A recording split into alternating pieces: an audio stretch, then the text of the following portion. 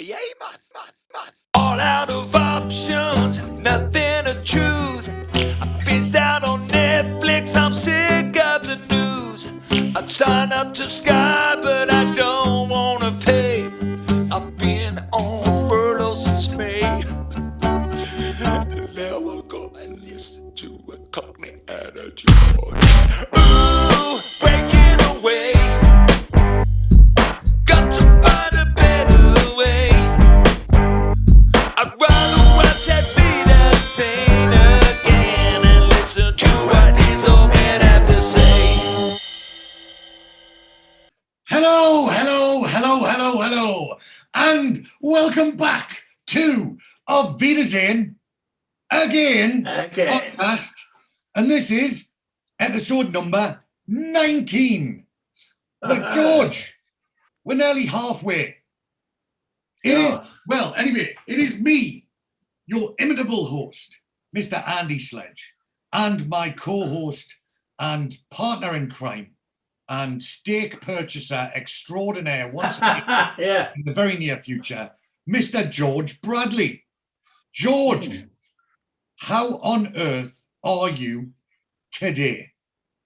Yeah, pretty good after the football. I've got no hangover because I had a blood test today, so I had alcohol free yesterday because they don't like alcohol in the blood. It messes up all the readings. So I had to sit with my bottle of Coca-Cola watching the match last night. Yeah, it was good. Yeah. Well, you know me, I am teetotal myself, so I did the same. Well, I was sitting there watching the match, and then as soon as the game finished, I went boxing training straight afterwards, and the gym was suspiciously quiet, which is perfect. So so quite enjoyed that. So yes, last night was the England-Germany game, and England won 2-0. What an absolute fantastic result. I mean, we started off, it looked a bit shit, but we pulled it out of the bag in the end. But they've kept it clean throughout the whole tournament. And what have we got to do? And now we're not going to hear the end of it. Yeah. Well, and there's a couple of the better teams have already gone out. So, we've actually, dare I say it, we have half a chance. I mean, we will indeed be, regretting that this time next week, but we shall see. So apart from football and blood tests, anything exciting that has been up for you in the last week, young George? No. Well, the good news is, I had my blackjack money, and I told you I put half of it, gave it back to them. Well, I managed to recoup all that again. So I'm back to my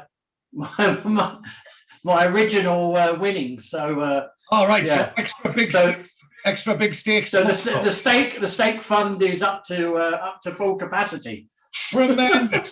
So yes. So young George is. So just so our readers, I keep saying fucking readers. I don't know where I get that from. So yes, our listeners and viewers. We are having another podcast day out tomorrow. So George is heading down to Reading, and we are going to go for a nice fat steak. We'll more than likely be paying a little visit to our sponsors at Top Gun Tattooing. Yeah. But don't forget, George, we're going to have our trial run tomorrow. You got your arm ready? All ready? Yeah, so tomorrow we are going to have our trial run, and you will be getting your Neville and Lottie temporary tattoo. Is that the actual size of it? It looks massive. Yeah. Oh, okay, right. All right. Oh, so you were holding it close to the camera. Yeah, I was holding it right up to the. Right. I was holding it It right. looked bigger than my head, so I thought, oh God. No. There you go. Right. So yes. So tomorrow what we'll do is we'll get young Zach to apply your temporary tattoo, and we can show all of our listeners that what they can get if they decide. So I myself, again, pretty not too much. Again, desperately trying to diet, hitting the gym.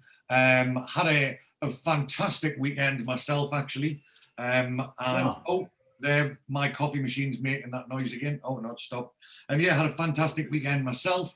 So I spent the weekend in someone's company was absolutely amazing, and I'm very much You can film that and be some lunch conversation tomorrow. Yeah. Well, I shall fill you in on the gory details. But yes, it was a very pleasant weekend, and then yes, and we have something extremely special in this week's episode, George.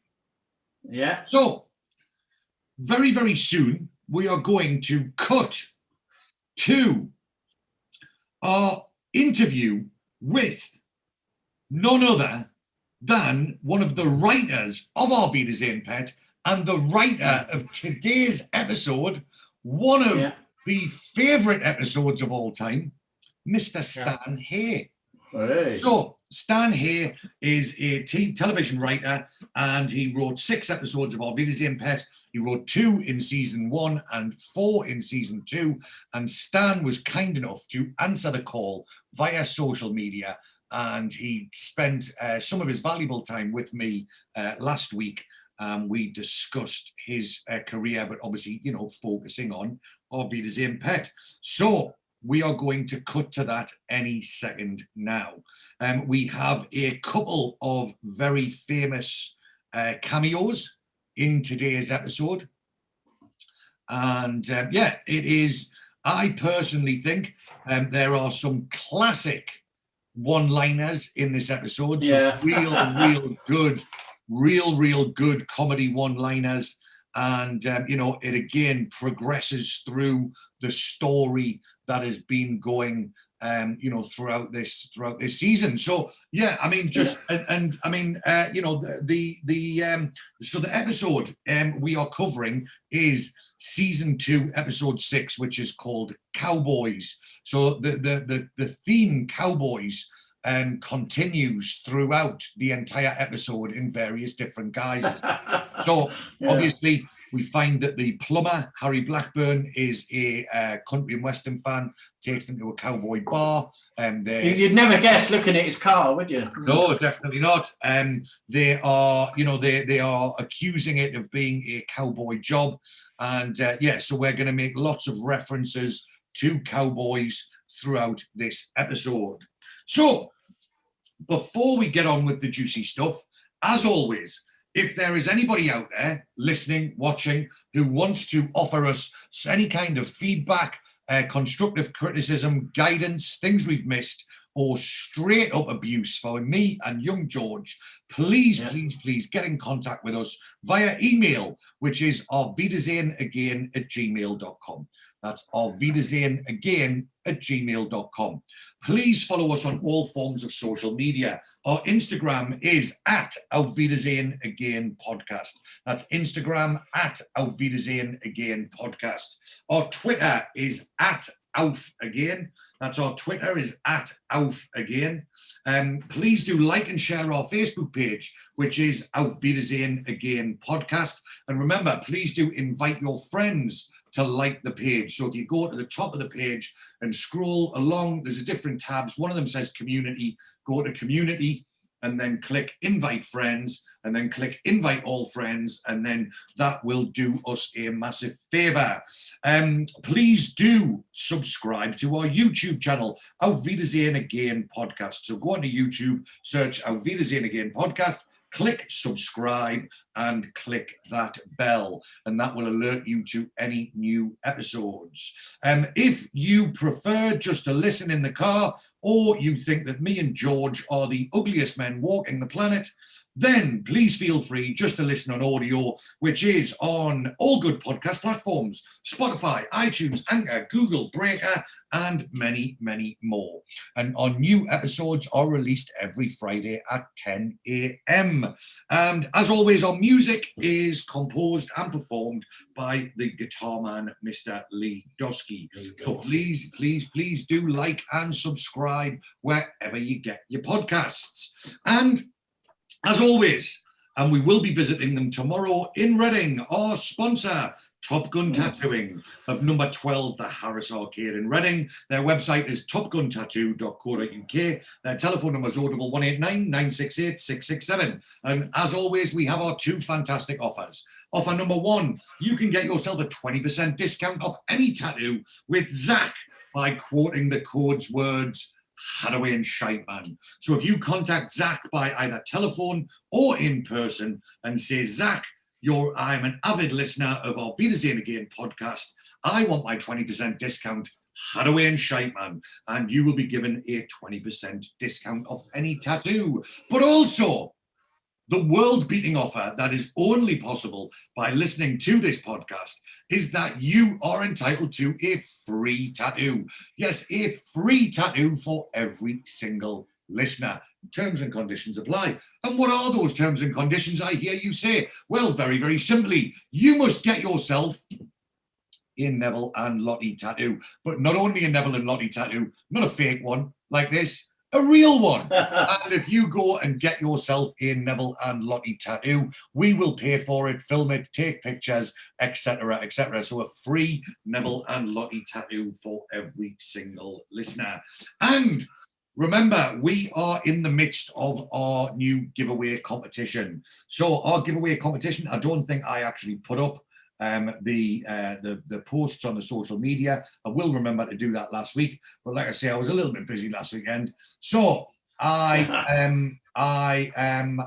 will be putting up the posts, and in order to win this fantastic original signed picture copy of the cast in the Barley Moor, all you need to do is you need to go to any of our social media platforms, Facebook, Instagram, and Twitter. On these pages, there will be a competition giveaway post. What you need to do is you need to follow us on the social media channel. You need to like the post. You need to tag 3 friends in the comment section, and you need to share the post. So on Facebook, share it to your timeline. On Twitter, retweet it. And on Instagram, you need to share the post to your timeline, to your story, and tag us in the post. So if you want to be in with a chance to winning this fantastic original signed picture copy, then please go and fulfill your obligations via the social media channels. So, like I said, George, episode 19, it is my understanding that next week we will be halfway, because there are 4 episodes. Halfway, George. That's a level of commitment. That's a level of commitment you and I have never seen before. I'm absolutely amazed. So, before we actually get on with the episode, what we would now like to do is to cut to our very, very special section. And I would like our listeners and viewers to tune in, perk up your ears, peel your eyes, and welcome to the podcast the writer of today's episode and many other episodes of Auf Wiedersehen Pet. Let's hear it from Mr. Stan here.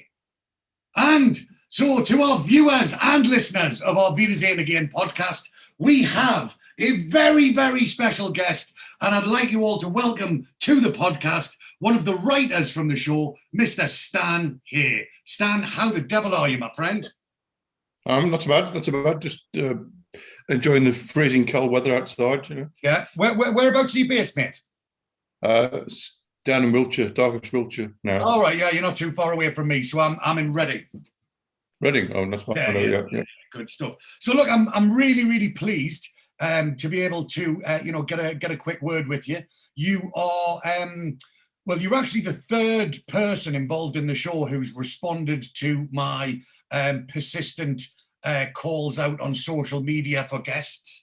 We've got a couple of cast members, like sort of more minor cast members, who are lined up for series 3, but I haven't managed to get anybody, any of the major cast members yet. But we're hoping that obviously the more sort of traction that we get within the podcast, obviously we're growing on a weekly basis and getting more and more viewers. That the more popular we get, hopefully we might be able to get a few more. So obviously yourself had a little bit of had a little bit of a look on IMDb this morning at some of your credits outside of Auf Wiedersehen Pet. But first things first, are you retired now? Are you currently working at the moment? No, I'm working. I'm not retired. You can never retire, writers, unless you're really rich, which I'm not. So what are you doing at the moment, mate? I'm working on 3 ideas. Two of which I've got the script for. One is about a bunch of lads who live in inner city Bristol who have a winner bet on the Scoop Sticks and decide to buy a horse, and so they become the first black people ever seen on a British racecourse. Oh, that's the idea.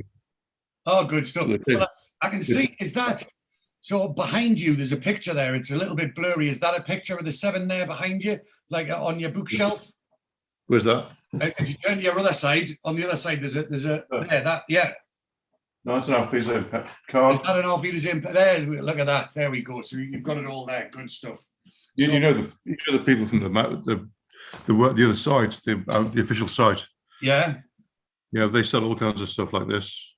Yeah. I actually, well, believe it or not, right?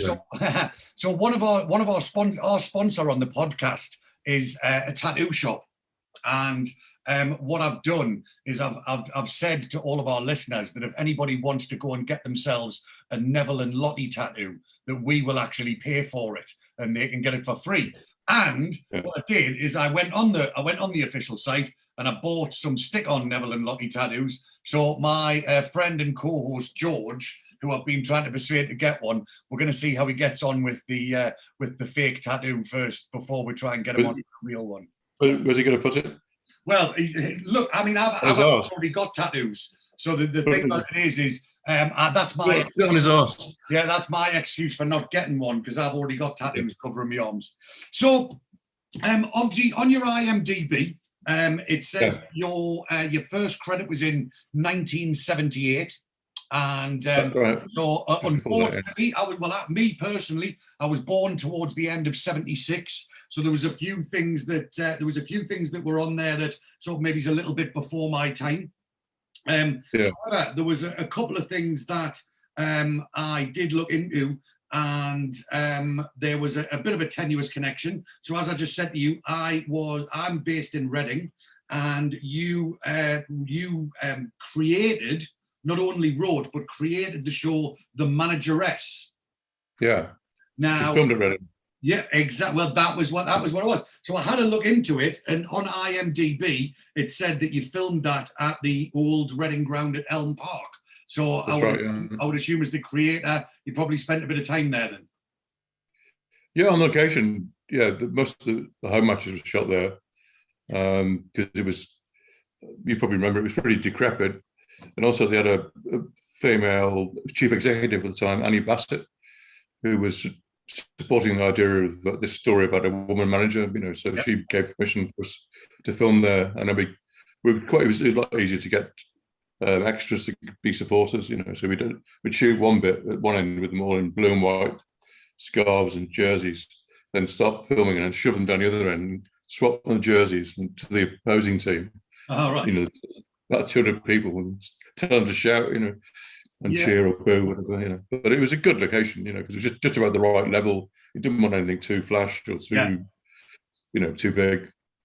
Well, that was, so it was a bit before, I think it was leveled before I actually moved to Reading. I've been in Reading for about 14, 15 years now. As you can tell by my accent, I'm originally a Geordie, but I left there when I was 19 and then went on a bit of a journey since then. But obviously the reason that we started this, so my friend George, who does this with me, he's from London, so he's a Cockney, I'm a Geordie, so he's got his perspective from Wayne, and obviously I've got my perspective from the Geordie lads. And I'm a Scouser. All right, yeah. So you're Moxie then. Well, you can be the Moxie side of it. Without the arson. Well, let's hope not anyway. And so we thought it would be a good synergy, to talk about it, because there's a few other podcasts have started up, like rewatch podcasts. So basically what we do is we watch an episode and then we talk, then obviously we talk through it and detail, and we talk about it. So we're on where it's actually there's a bit of synergy going on here, which was completely unexpected. So last week was series 2, episode 3,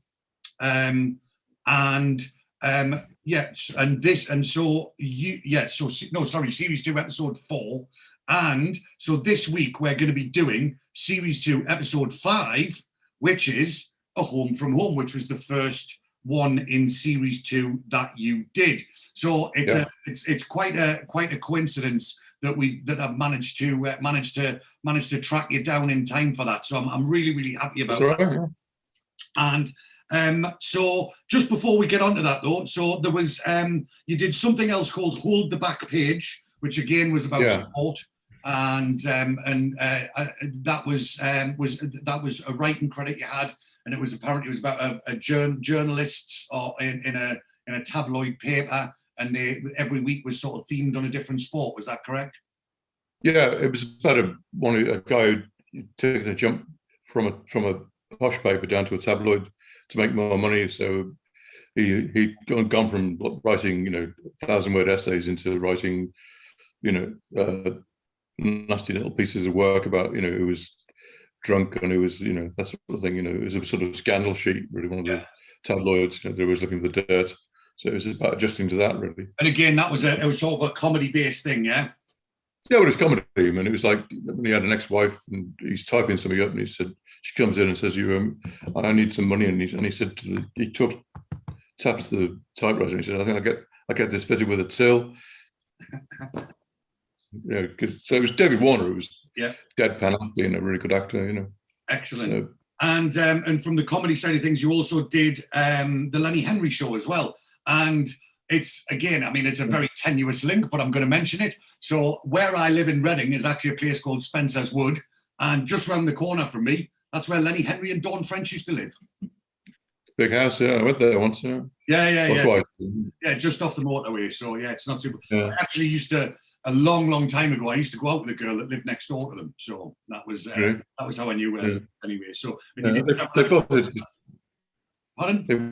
both just after they got married, I think, and moved out of London because they were getting all kinds of racist rubbish, in London. I'm sure that they got less of that in Reading. Reading's quite a nice place. So. Yeah. And then the most recent one was excuse the pronunciation.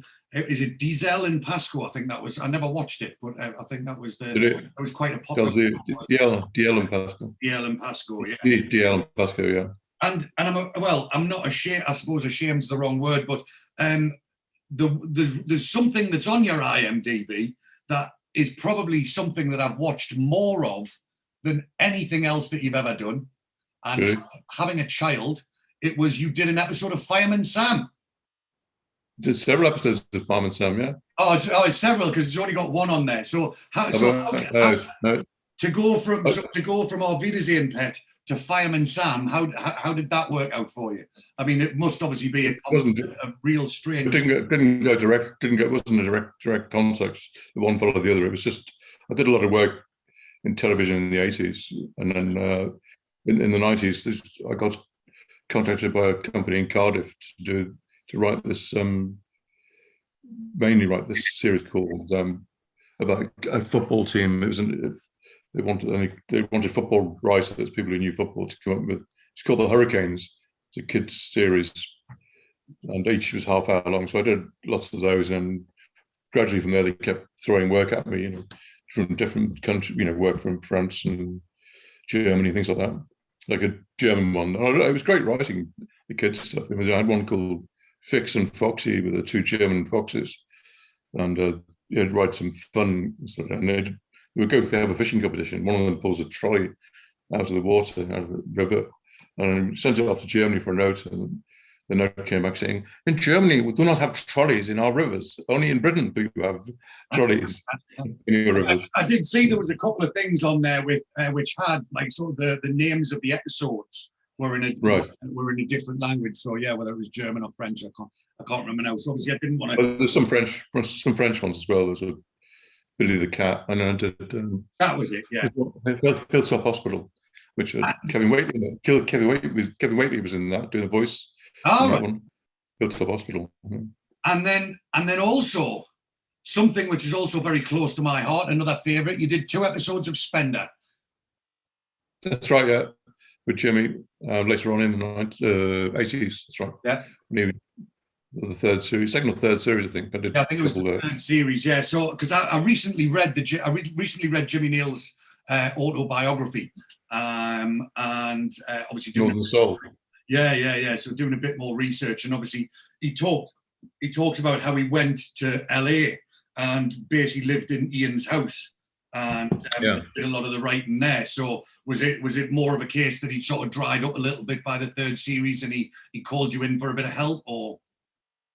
I don't know. I think he set up his own production company to do it, and I got called in. It was somewhere in Notting Hill, and he had a script that was there, and he just wanted, to. I think he was into his third series or second or third series.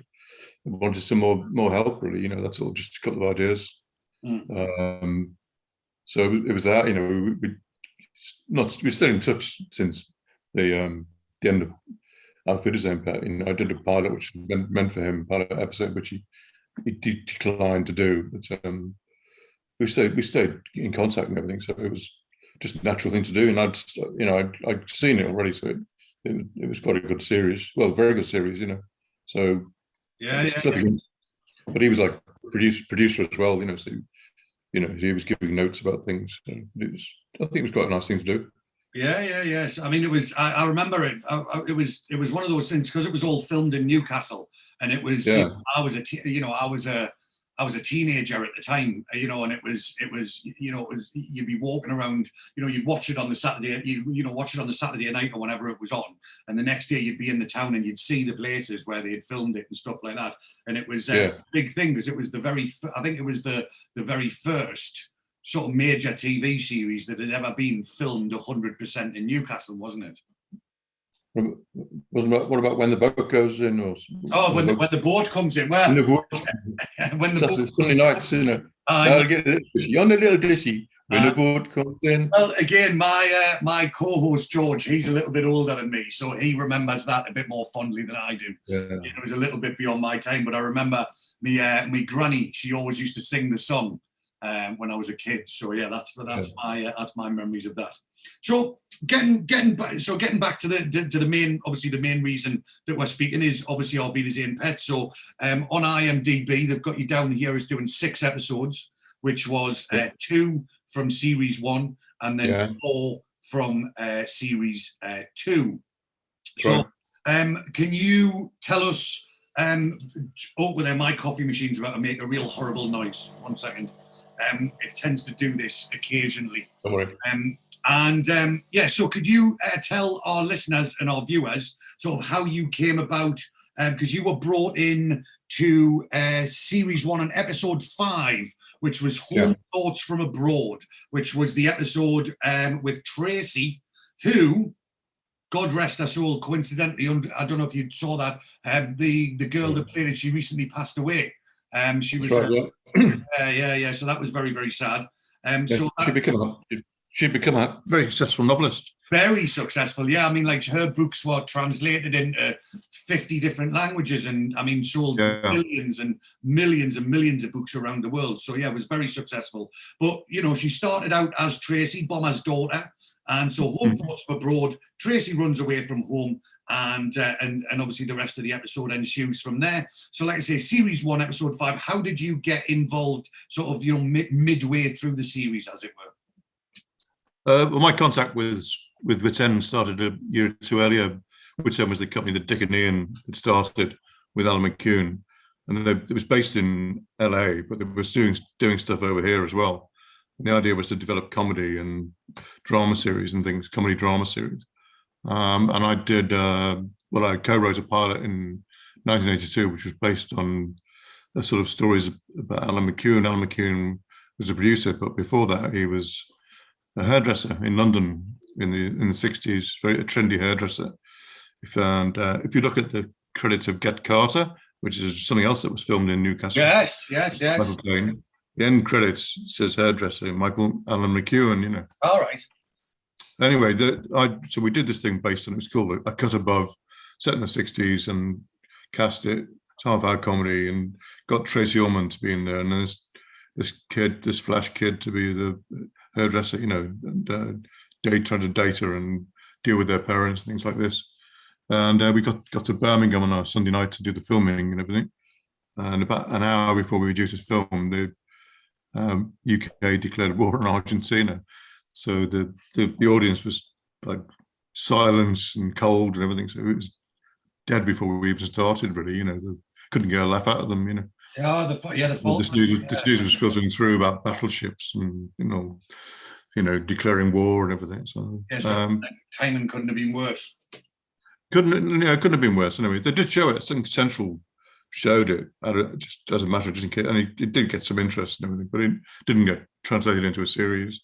So about 9 months later, I got a call from Alan on a Saturday morning saying, "Can you come in to the office and see us? I want to show you something." So I went in and he showed me, probably got a video out and showed me a bit of, it was all not even edited, just sound and, raw footage of the lads running around the building site and stuff. And he gave me a briefing and outline of it. And just said, could you come and write some of this? Because we're sure Ian's, Dick had gone off to film a water, the Dick, film, and Ian was writing the rest on his own. It was behind schedule, so do you think you could come in? So I went and had a meeting with him, and then we had a meeting with Ian, and they said, we've done a story about virtually everybody, but we haven't got a story about Bomber, So, and the producer, Martin Kim McKean, said, give us if you come up with one by like 3 or 4 days, So I went home and just thought about the logics of the being away from home in a camp, that the family at home, there are all kinds of people, chasing for money, like Mozzie's case and all that sort of thing. Yeah. And Brenda with Neville saying, "How are you going to do?" Being homesick. I thought, and Moxie not having any family, and I thought Bomber, well, Bristol, not that far away. Maybe he's got the kid runs away, just change it, change it round. And have the girl, she runs away. They find out, he goes back home, and she ends up. So we had sets up the comedy of the boys having to look after her in the hut, Yeah, well, it was Wayne, wasn't it? That was the comedy one. So that was Dennis. That's the comedy thing. Where it's like you choose the worst possible person on the basis that they know. You said about music and hair. It was Barry. He said it's like putting the rat in charge of the cheese larder. That's right. Yeah. So it was one of my favorite episodes. But it also, that is not like that's the premise of the episode, but also the greatest, one of the greatest comedy things, I think. So for me personally, I remember when I was a kid, obviously, we used to watch it on the telly, and this was when back in the days where, your mother would tape things off the TV onto your video. So there was certain episodes of Auf Wiedersehen Pet that we had on VHS cassette, and this was one of them. So I remember watching this episode over and over again. And, Looking for punishment. Yeah. No, but it's like, for some reason, my mother never recorded all of the episodes from the series. So we had about 4 or 5 or 6 different episodes, like on a VHS cassette, and they might not have even been in chronological order or, the right order. But I remember this was one of them. And it's the bit where Neville goes to and it's where Neville gets the job in the curry house. And then, and then they all turn up at the end when Bomber's back and he's it's all big, and they go for the curry. And then were you there when they were filming that? No. Oh, you weren't actually. No.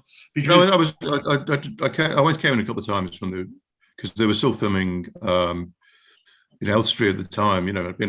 I came for a couple of scenes, couple of days here and there, but so no. But I knew what had happened because I knew that they sorted the corpse and everything. They left it in, with Jimmy's actually, they'd rehearsed it. They knew what was going to happen, but when they actually recorded it, you can see Jimmy Nail just loses it. Exactly, but that's what I was going to say. The laughter, the tears are coming down his face, and he can't stop. It's unbelievable.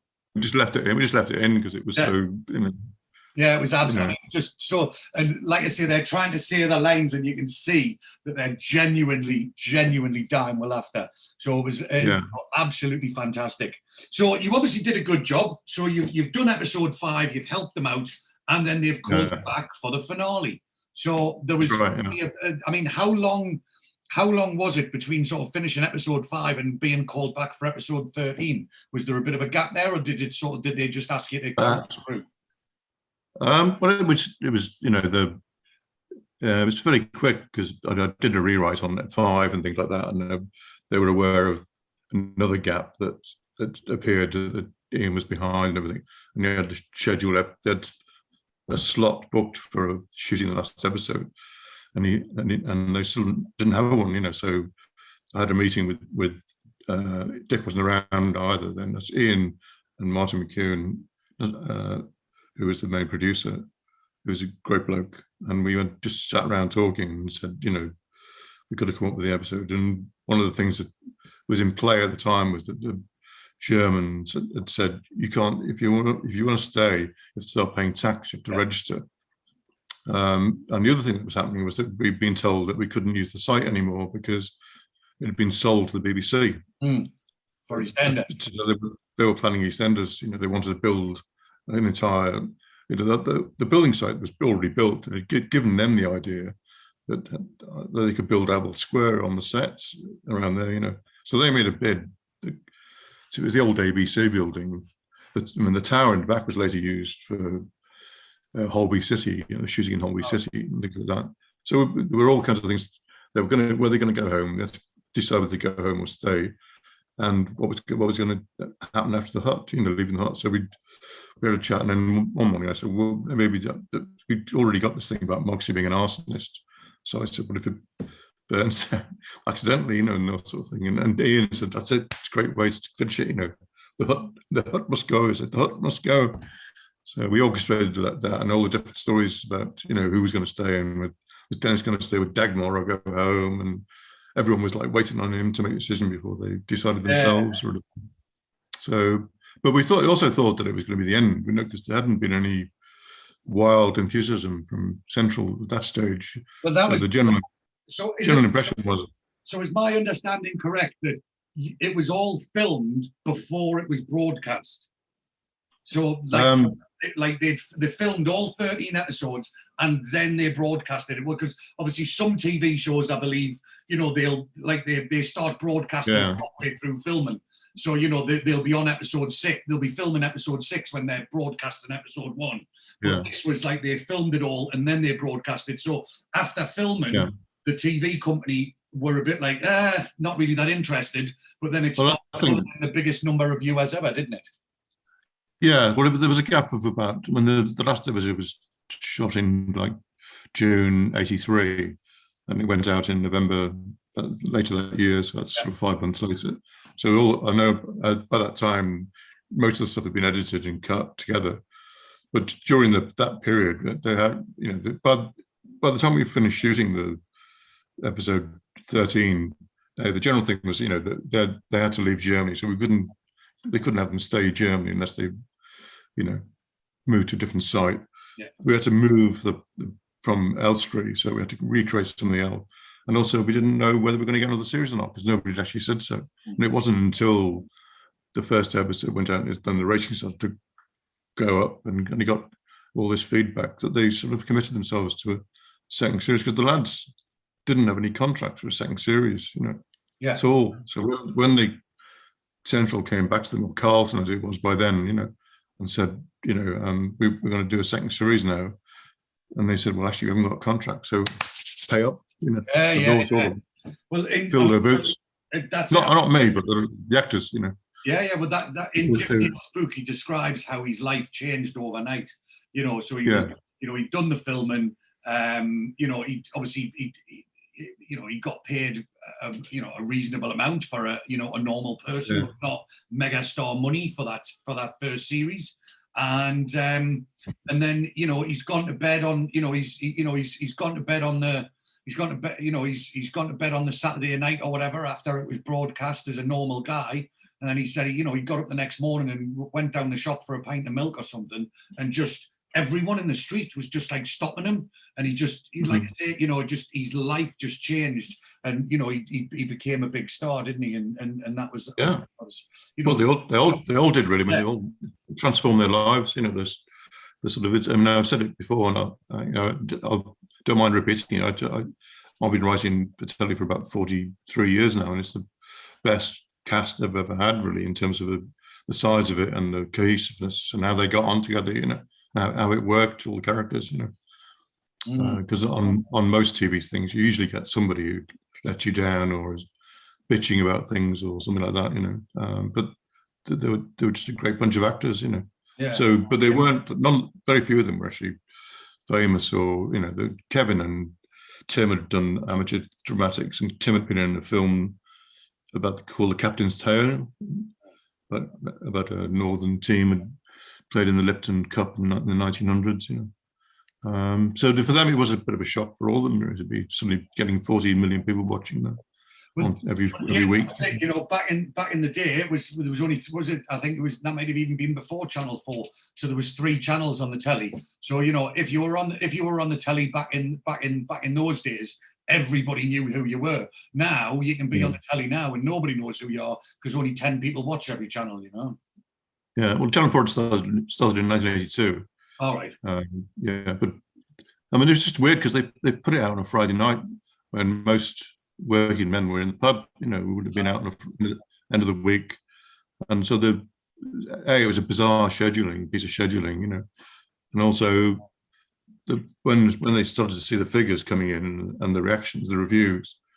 Apart from there was a snotty one in the Times, I think, as I remember, but they all started to pick it up, you know, and so it did transform the lives of the people, you know, and they all went on to do successful things in different ways. But when the good thing was that they came back for the second series, you know, they were able to negotiate new contracts, which they got more than they, you know, from what they deserve, you know, they got what they deserved the second series, which they didn't necessarily get in the first, you know. And then, you know, so at the end of that one, we already decided that was the end. You know, didn't want to go any further, you know, until. So series 2. So it was, like you say, was it like 3 years, 3 years later down the line, and you get called up again, sort of into episode 5. So was that always the plan, or was that again like they were trying to do it themselves and then they got short and they sent up the bat signal for you? No, I got hired this time right from the start. So when I think, if I remember right, once the viewing figures got out and the Central got back, it was a takeover. The franchise thing changed from Central to Carlton. Came back in and said, right, we want to get another series, you know. So it was sat down with. I was invited back immediately to be a writer from the start. So I met Dick and Ian Martin and everything, and they said, right, we can't. We went to Spain, basically. We went to Spain eventually for a recce to see what stories we could get from there, because there are all kinds of ideas about going to the Falkland Islands, Dubai, you know, which is the most cinematic and everything. We were ruling all these things out gradually, you know, and eventually we got down to do it in Spain, but just do 4 episodes at the end and just have them coming back together to work on something. And then, so we mapped out what the sort of series was going to be like, you know, because you can tell the difference between the first one, which is a series each episode is different and a different story, and in the second one it's a serial because it continues like the ones I did in Thornley Manor. Yeah, they carry over with Pringle and the girls and what they get up to, you know. So it's the other ones were self-contained. This one was like a flow through to what we were doing with Dali all the time and the Spanish thing, you know. It was tough because you couldn't. I mean, I just said we've got to recreate the squalor of the hut. That's where the best comedy is, where they're stuck basically. So when they got banned from the pub and everything, I got them banned from the pub and everything just to be on site, finishing work and having nowhere to go and no furniture and no heating. But I just thought that's what we want really, to recreate the hut, squalor, and desperate men, Well, this is it. So, so that's it. So, Home from Home, they're holed up in Thornley Manor, and this is when they find the videotapes and the infamous Tiger video, which ends up getting them back into the Barley Moor, which again, bit of absolute comedy genius. And you know, that bit at the end where you've got the camera view is like imagine like the camera's like on top of the telly and they're sitting around the telly and they're watching the video of Arthur Pringle with the sort of the stripper, whatever she is, porn actress. Yeah. No, she was a model. Page credits 3-year-old Jilly Johnson, I think. Oh, right. And so she sat on his knee and then, you know, the cheer goes up. And again, just an absolute piece of comedy genius. You know, it's really, really funny. And then when he goes with the tape at the end, and he's like, Arthur Pringle, this is your life. And they all start singing the song. And it was just an idea about, you know, what they would get up to when they're going around the old house. You know, when Barry goes off brass rubbing and things like that. You know, and then they're always all the time they're looking for a pub and everything. And I had this idea of an old video turning up, you know, and for some entertainment and things, you know. And then, but they obviously, what was great about it was they obviously knew it because it was in the script, but the director managed to get the great reaction. You know, it looked like they'd never seen it before. Yeah. So when they see it on that shot you described, it looks like they've never seen it before. Obviously they have, they know what's coming, but they reacted fantastically. You know, like when they all say, "Oh, that's," you know.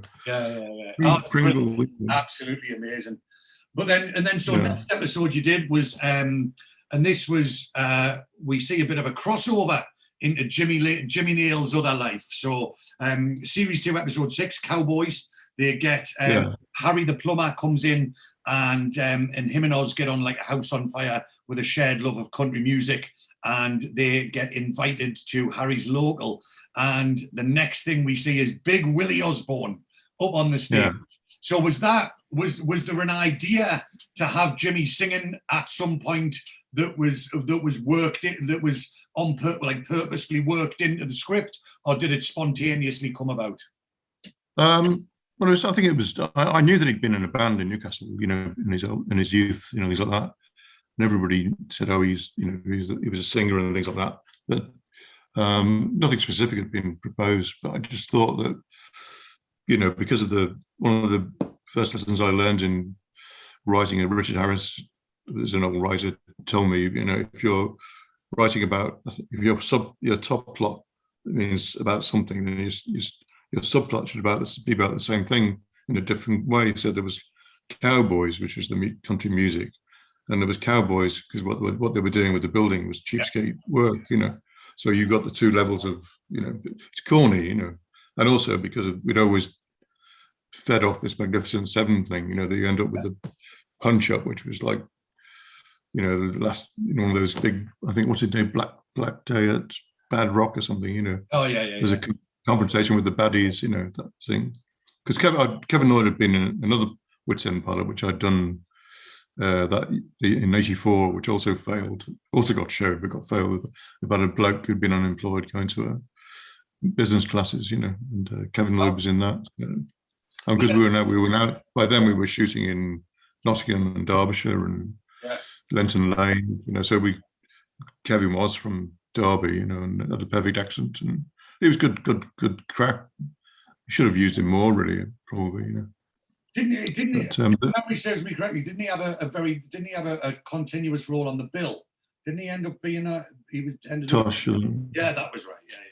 So, but yeah, you brought it up, the fight scene. So again, one of the iconic scenes of the entire show, and they turn up, and it's Big Baz and a couple of Ali's heavies, and he says, "Oh, it's the boys from the brown stuff," and then he throws his wrench at the car, and the mayhem ensues.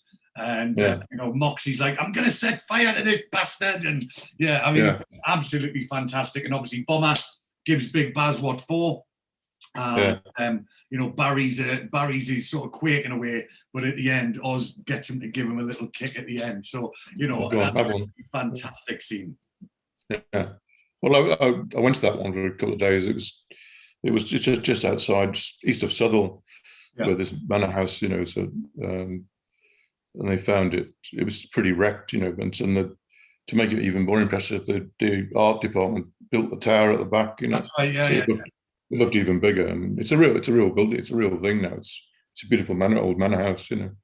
So, but all the grounds, I think, were all gone to seed and everything like that, you know. So it was a perfect setting for a bundle, you know, with this lad. So I say the Cowboys thing was the payoff of the Cowboy theme, you know, which was that you would sit there like, you know, the Magnificent Seven or whatever it was, Last Train to Yuma, Bad Day of Black Rock, when you say, do not forsake me, oh my darling, you know, and you watch from a distance as this car comes and everything, you know it's going to be trouble. It's like the Cowboys right into town, isn't it? Yeah. Yeah, just a dust cloud of, you know, heading towards you. You know? So I used every cliche in the book, really, basically. But hey, look, it was brilliant. So then, thank you. The work at the manor finishes, and they head back up to Newcastle, and again a play on words here with the title "No Sex Please Wear Brickies." From obviously the two Ronnies did that? No, was it the two Ronnies, or was it Morecambe and Wise or something like that did No Sex Please We're British? It was a stage play. It was a Ray Cooney farce, I think, in the West End. That was the title of it. There was wasn't there a film made out of it? There might have been. I don't know. I mean, the title was. The title existed, but not with brickies in the word. That's all. I just changed it. So yeah. But that was like I say, that good play on words. And so obviously they're preparing to leave the country, but they're back in Newcastle, and obviously the episode 7 ends with them getting their revenge on Pringle, you know, and that sort of thing. It was a bit of a holding episode because they'd finished the work, and Oz got off with Lady Chatterley and all that sort of stuff, you know, and Wayne and. Got his car nicked. Yeah. That you say about that was it. Oz and the woman when he goes round and he's like, well, sure. What about that garage? And she just goes, what garage? And you're like, right. And well, it's Oz generally tends to find himself in those situations throughout that, and then the later, and he's so in that's when he gets blown up when he's in the car it must be series 4, and then also in Arizona when he's in series 3 when he's with Jeffrey's assistant, and he always tends to find himself the bit of rough Geordie that gets to pull the posh bird. I wish it was like that in real life. I've never had that happen to me. No, it didn't happen to me either. So it's a sort of like British cliche, you know, that you know the sort of those films of, you know, in the 60s, you know, the 60s and 70s about the window cleaner and that sort of thing. Robin Asquith, the old fancy. Did I read somewhere that there was when you went to Spain that there was a near miss in a car or something like that you nearly you nearly that was in didn't get to write it. That was in the recce that was February '85, and I went out with Dick and Ian and Alan McCune and the main director, which is Roger Bamford, the 5 of us, and we stayed in this place just up from Marbella in the hills. You know, we didn't want to stay in Marbella because it was too rich and too, you know, we did filming there a bit. And I think the first night out of the hotel was the main highway, coastal highway, going between our hotel and Marbella, and Roger was driving the car and he pulled out in front of this juggernaut. He'd looked the wrong way, you know, as you do when you're abroad, just about 100 yards away with no chance of just standing at all. And so we all screamed at him, said, reverse. You know. So he got to reverse and got out of it. Just, you know, we were wiped out basically. Yeah. Just looked the wrong way. Well, I actually used to live in Marbella, so I spent 5 years living and working out in Spain. And that stretch of coast road, basically between sort of Gibraltar and Malaga, is like the most dangerous stretch of road in Europe. Yeah, it was at the time. Yeah, this was like we were in Mijas, coming down from Mijas, and it just felt like crossing the road, but there was no island or lights or anything. You had to look both ways and just put your foot down and trust that you get across. You know, but he looked that way. And there was nothing there, obviously, because it was the wrong lane, you know. So we were all looking the other way, watching the great truck heading towards us, you know. And anyway, we didn't shit ourselves, but it was we all had a stiff drink when we got into Marbella. Yeah. So it's a good job that didn't happen. So you could manage to do it. And so the final 4 episodes were in Spain, and obviously the various different storylines that came through. And there was the reporters chasing them round, which was in episode what? So you were specifically credited with episode 11, which was a lot to do with the reporters chasing them round, because thinking that they'd done this bullying job in Sheffield or something like. Was it the Sheffield? Yeah. But that was we found the real. It was like this. The recce also on the recce. We also found the pub where all the Costa del Crime people were. My pub in Maida Vale, where I went to, had a mixture of show business and crime, where they're both in all of each other. The criminals are in all of show business, and the actors like hanging out with criminals and everything. So there was always that mix going on there and everything. And when this mate of mine, who was an ex-jewel thief and everything, said, "Don't worry, when you go out there, see the boys, I'll put a word in, you'll be all right, So, and they fixed it up. And so when we turned up, they knew who we were, And then, anyway, all this, it was called The Office. It was in Fungarola. And it was just like a British pub. It had photos of all these rock stars and actors and red telephone booth in the corner and everything, and English beer. And so it was there. And it was just part of what we thought we'd catch up on and use. I mean, they were fine with us. It was a bit scary sometimes. And you thought, you never know when, because they were all a bit homesick, really, basically. Yeah. What was going to happen was, at the time, Spain was about to join the EU, and the EU said, well, you can't be giving sanctuary to all these bloody criminals from Germany and all over England, So I ended up mistakenly, having had a few drinks, asking Ronnie Knight if he wanted to come out for lunch. And he said, "No, it's all right, don't worry." And I woke up in the middle of the night thinking, "Oh Christ, what did I do?" He was fine about it, right? Because he was, it's an ex-Barbara Winter husband. Yeah. They were all okay as long as we didn't do anything insulting or anything like that. We just and they knew we were coming, so it was cool, fairly cool, But it was just so we used the sort of situation as the 7 lads hanging around on the beach, and reporters are out there anyway, at the time writing about the real life criminals, on the run and everything. So I just used that story, swapped it over so they would get, because they were laid off at the time and you get into trouble, naturally get trouble as being the Sheffield bullion robbery or something. It's a bit weak, really, the story, because once you got, I think the stories work best when they're under pressure, when they're their spaces are limited, that their options are limited. Sometimes it was hard to get comedy out of somebody, to sit in a bright sunlight with the pool and, going to a nice village and, but we managed to squeeze it out, I think, So was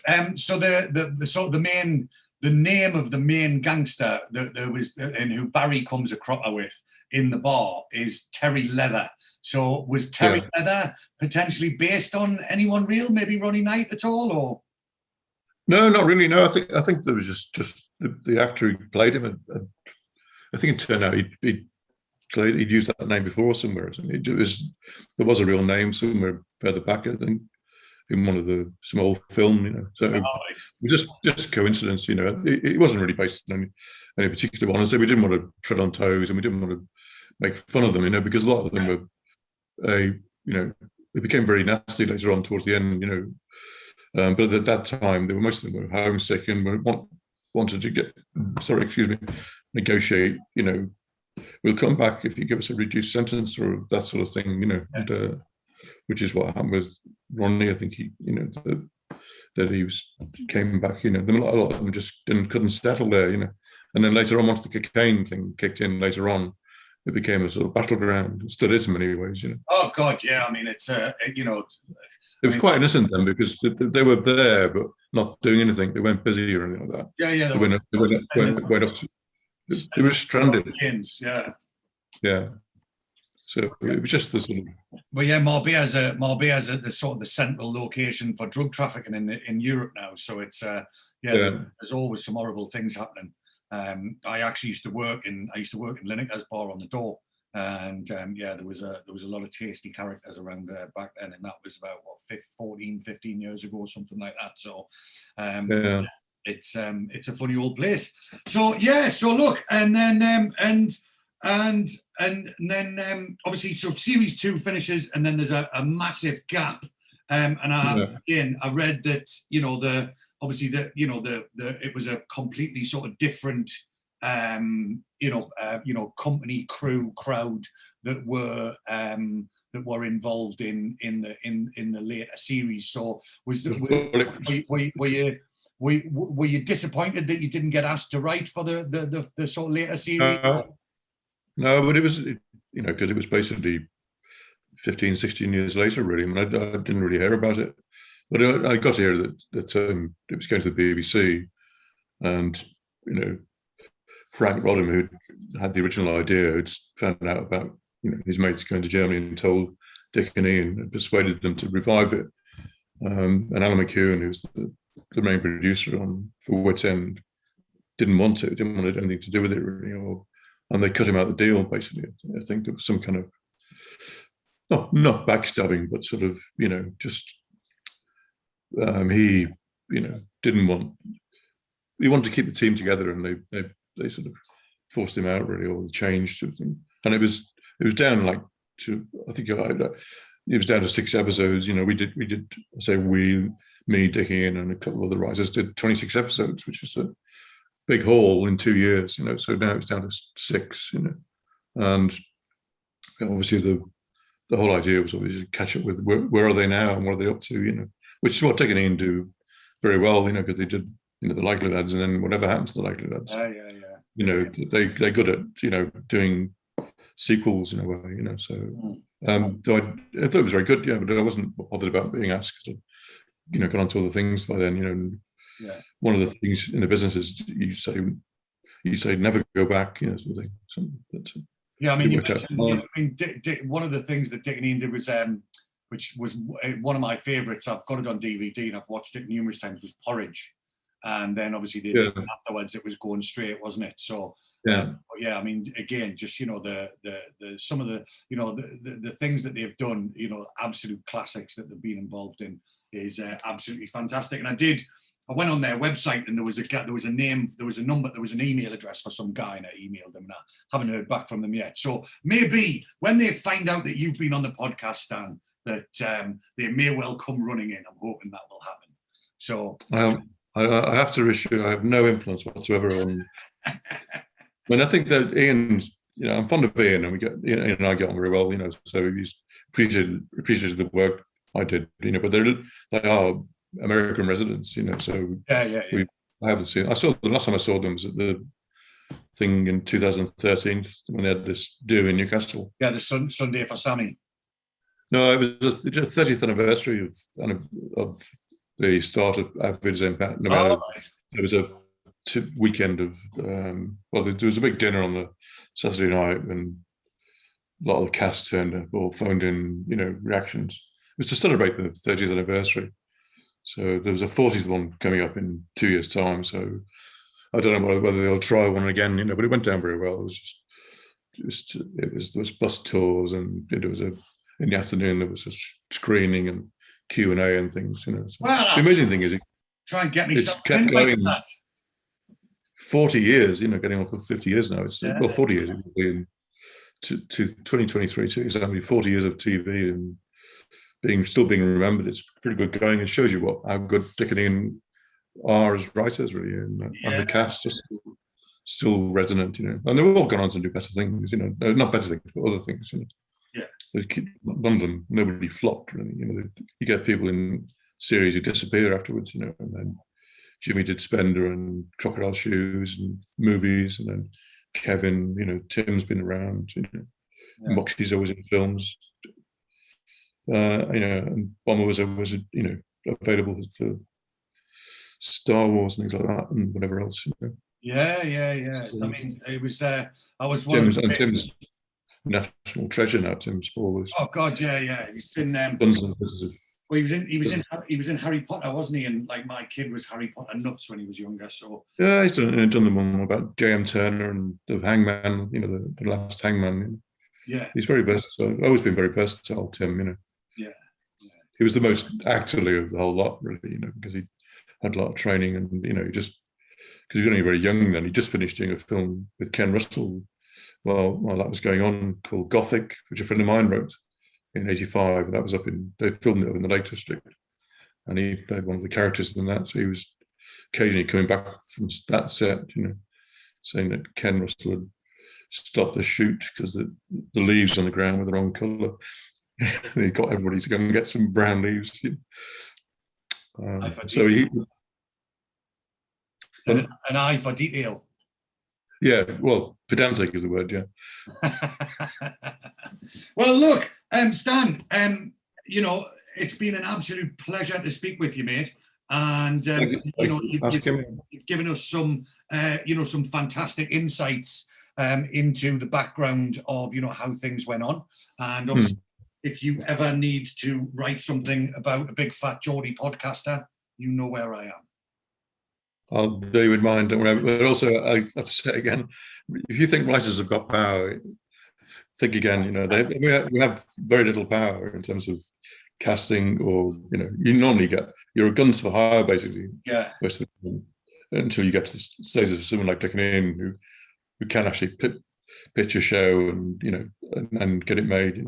It's very difficult otherwise. There's about 15, 20 writers who can get a show made on the, you know, write it on the back of an envelope and say, I want to do this, and they'll commission it. But the rest of us have to sort of work harder at it and spell it all out, you know, write it, do a lot of work on spec, you know. Well, so you mentioned that you were working on a couple of things at the beginning. Sorry, was there anything in particular you'd like our listeners and viewers to keep an eye out for in the near future that you've got? Oh no, they're a long way from getting made yet. They're still in the pilot stage on script wise. One's about the racehorse thing, about the lads in the inner city, you know, they're all different ethnicities, going behind this horse and getting into this white world of English horse racing. And the other one is a true life thing about a Liverpool band, a black Liverpool band from the 60s called the Chants. One of whom became a member of The Real Thing with his brother. And they had a big hit in '76 called You to Me or Everything. So it's their story about how they lasted, you know, from through the 60s, 70s, 80s, 90s. And one of the brothers died a few years ago, but the younger brother, Chris Samu, is still going strong, and his mate. So there's two of them still touring at the age of 70, singing soul and doing festivals and things. Fantastic achievement, really. You know, fantastic. Keep going. Well, hopefully we'll see that coming to our screens at some point in the future. Would it be nice? It's a long way off. It's a long way off, you know, as you say. So, good stuff. All right. Then I might retire then if it gets on. Otherwise. Yeah. So, well, like you say, writers don't retire; they keep going. No, feet. You know, 1 foot in the grave, sort of thing. You know, off you go. That's it. Tremendous. Well, look, Stan, like I say, you know, I just want to thank you really, really much, you know, for the time that you've given us. No trouble. No trouble. So it'll be what will happen is I'm gonna tee it up this week, and then we'll release this next week with the episode that will coincide with Cowboys. So series 2, episode 6. And hopefully we'll get some. Your presence will bring some more eyeballs to the podcast, and our loyal listeners will enjoy everything that you've said. So, I want to say thank you very much indeed for everything that you've done, mate. Okay, thanks very much for liking it and remembering, really. You know, brilliant. Thanks very much. Well, George, that was absolutely fantastic. Yeah. So, I mean, I'm so pleased that we've finally got a guest on the podcast. Yeah. We have been trying pretty hard, and it was a good one. You know, you don't get much better than the writer of the episode that you are discussing. Exactly. Yeah. Now, our listeners need to be aware that this is not the last guest we will be having on the podcast. We do have some guests lined up already for season 3, and they are cast members. We will not be revealing their identities just at this stage, but please, please, please do be aware that we are trying our very, very best to get more people, and in particular cast members, involved in the show. So please do tune in every Friday at 10 a.m. to make sure you do not miss an episode. So, like I said, George, today is Series 2, Episode 6, Cowboys, written by our very special guest, Mr. Stan here. Now, Cowboys was first broadcast on the 28th of March, 1986. And as we said, there are a couple of fantastic cameos of people that went on to some amazing things, and we will be talking about those as and when they come along. So, our episode opens. The boys are in Thornley Manor and working away, and we see Oz, who is in the attic and up in the top of the house, and Howard Radcliffe in his Range Rover pulls onto the driveway. So Oz screams for Dennis. He's Dennis, and he whistles, and then Dennis is very, very close, and he's like, obviously wasn't needing to be with that volume. He's like, what? And Oz says, I think you've got a visitor there. And he says, it's Howard Radcliffe, it's Ali's architect. And Oz says, He says, I might have known it to be the architect. They're always tooving about in Range Rovers. And Dennis says, really? I hadn't noticed. He says, why, he says, the same as all them Rastas driving BMWs, because they think it stands for Bob Marley and the Wailers. Again, probably couldn't get away with that joke these days. No. But, says, well, but then says, well, why do architects drive them? And Oz says, well, you know the difference between a hedgehog and a Range Rover, don't you? He says, no, a hedgehog's got pricks on the outside.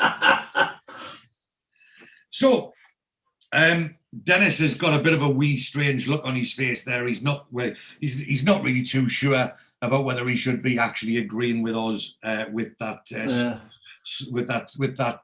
pretty direct summary of Range Rover drivers.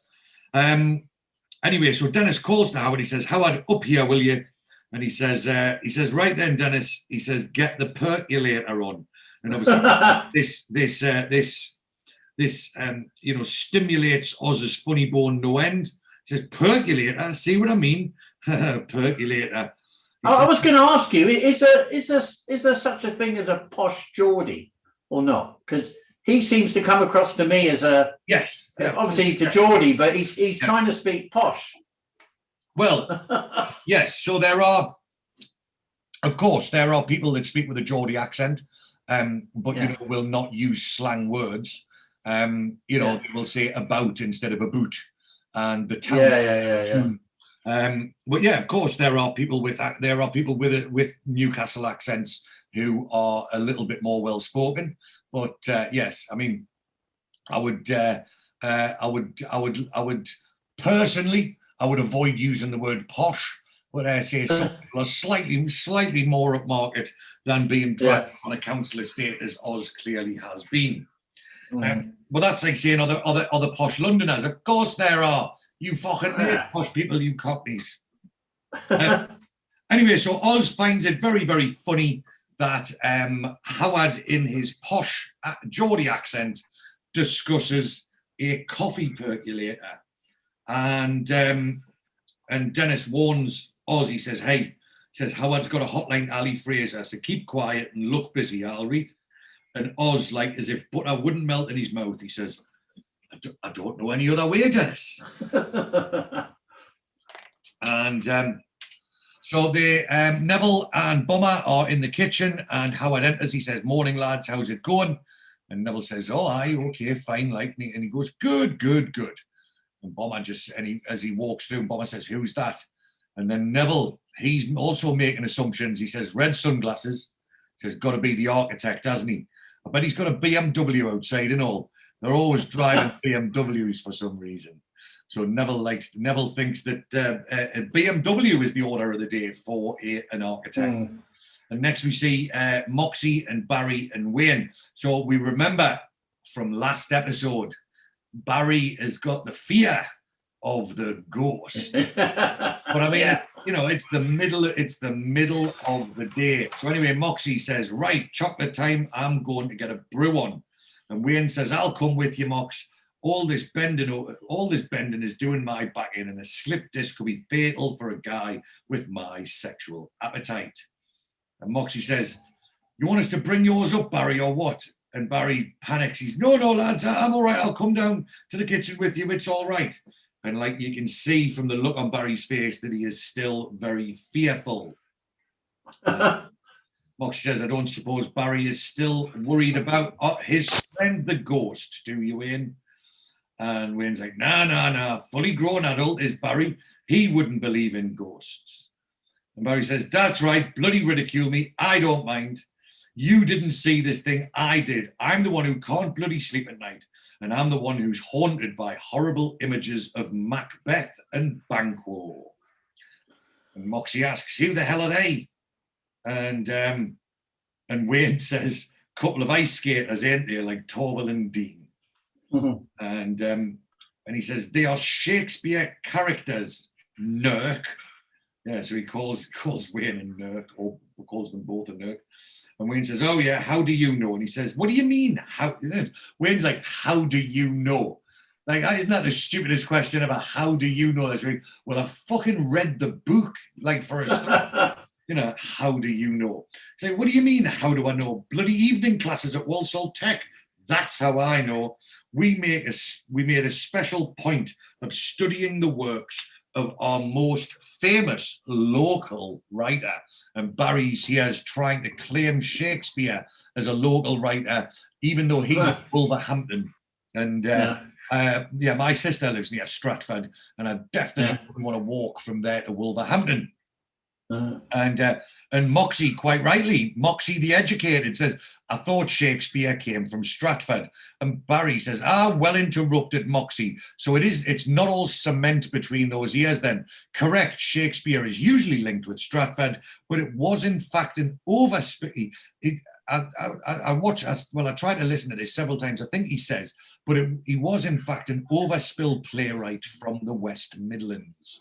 So I think he's trying to say that he was born in Wolverhampton, but he resided in Stratford. I don't know if that's true or not. And Wayne says, that's why I could never understand him at school, Mox. He wrote in a Brummie accent. Boom, boom.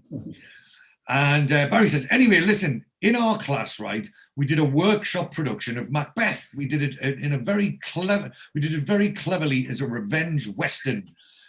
Kelvin Fendig, that was the name of our director. Excellent idea. Anyway, right, he got the idea from the rap record by The Doors. Riders on the storm, killer on the road. His brain is squirming like a toad. And Barry thinks he's singing very, very well. He says, anyway, right, we were all dressed up as cowboys, and I played the Banquo Kid. And when he says, must have livened up Walsall no end, that. And he says, listen to me, it's very interesting. What I'm saying is, right, Banquo gets bumped off by Macbeth as he claws his way to power, and he comes back to haunt him, a bloody spectre, thirsty for vengeance, right? And Moxie says, so what's this got to do with the bloke who's supposed to be wandering around this dump? And he says, listen, all I'm saying is, having played the part of Banquo, I have a pretty good idea of what goes on inside a ghost's brain. And believe me, it's not very nice.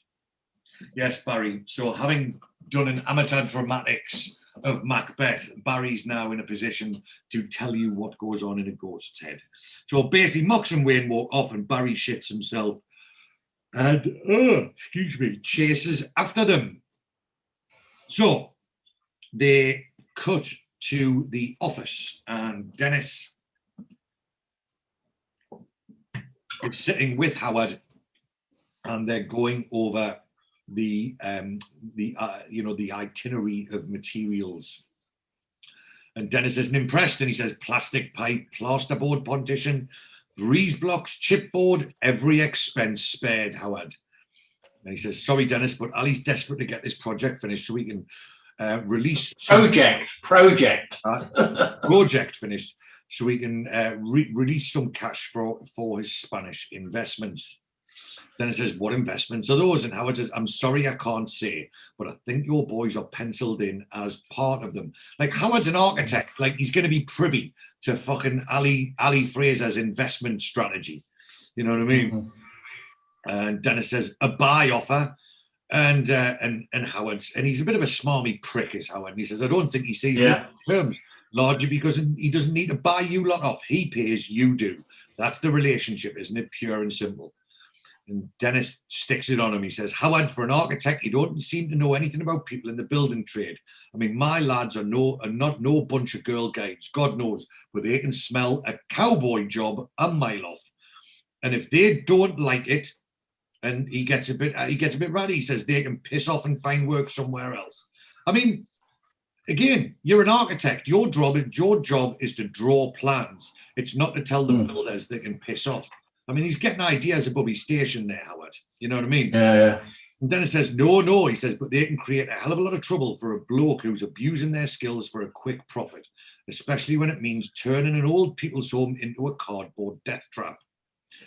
And he says, now look here, Dennis, I've submitted 3 separate budgets to Ali for this project. He chose the cheapest one possible because it suited his purposes. It's not for me to make that sort of decision for him. I'm only, and Dennis says, doing your job. And he says, that's right. He says, Howard, listen, man. He says, I've got my reasons for working at Ali's orders. Now, I don't like what I'm doing, but I know exactly why I'm doing it.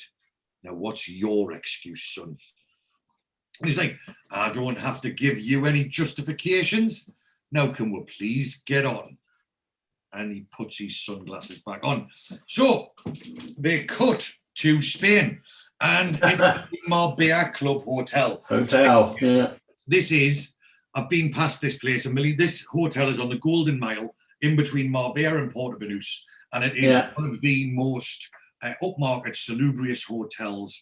And I mean, it's, you know, they've got like these little villas there that cost thousands and thousands and thousands of pounds a night to rent. And so Ali Fraser and Kenny Ames are in the jacuzzi of the Marbella Club Hotel.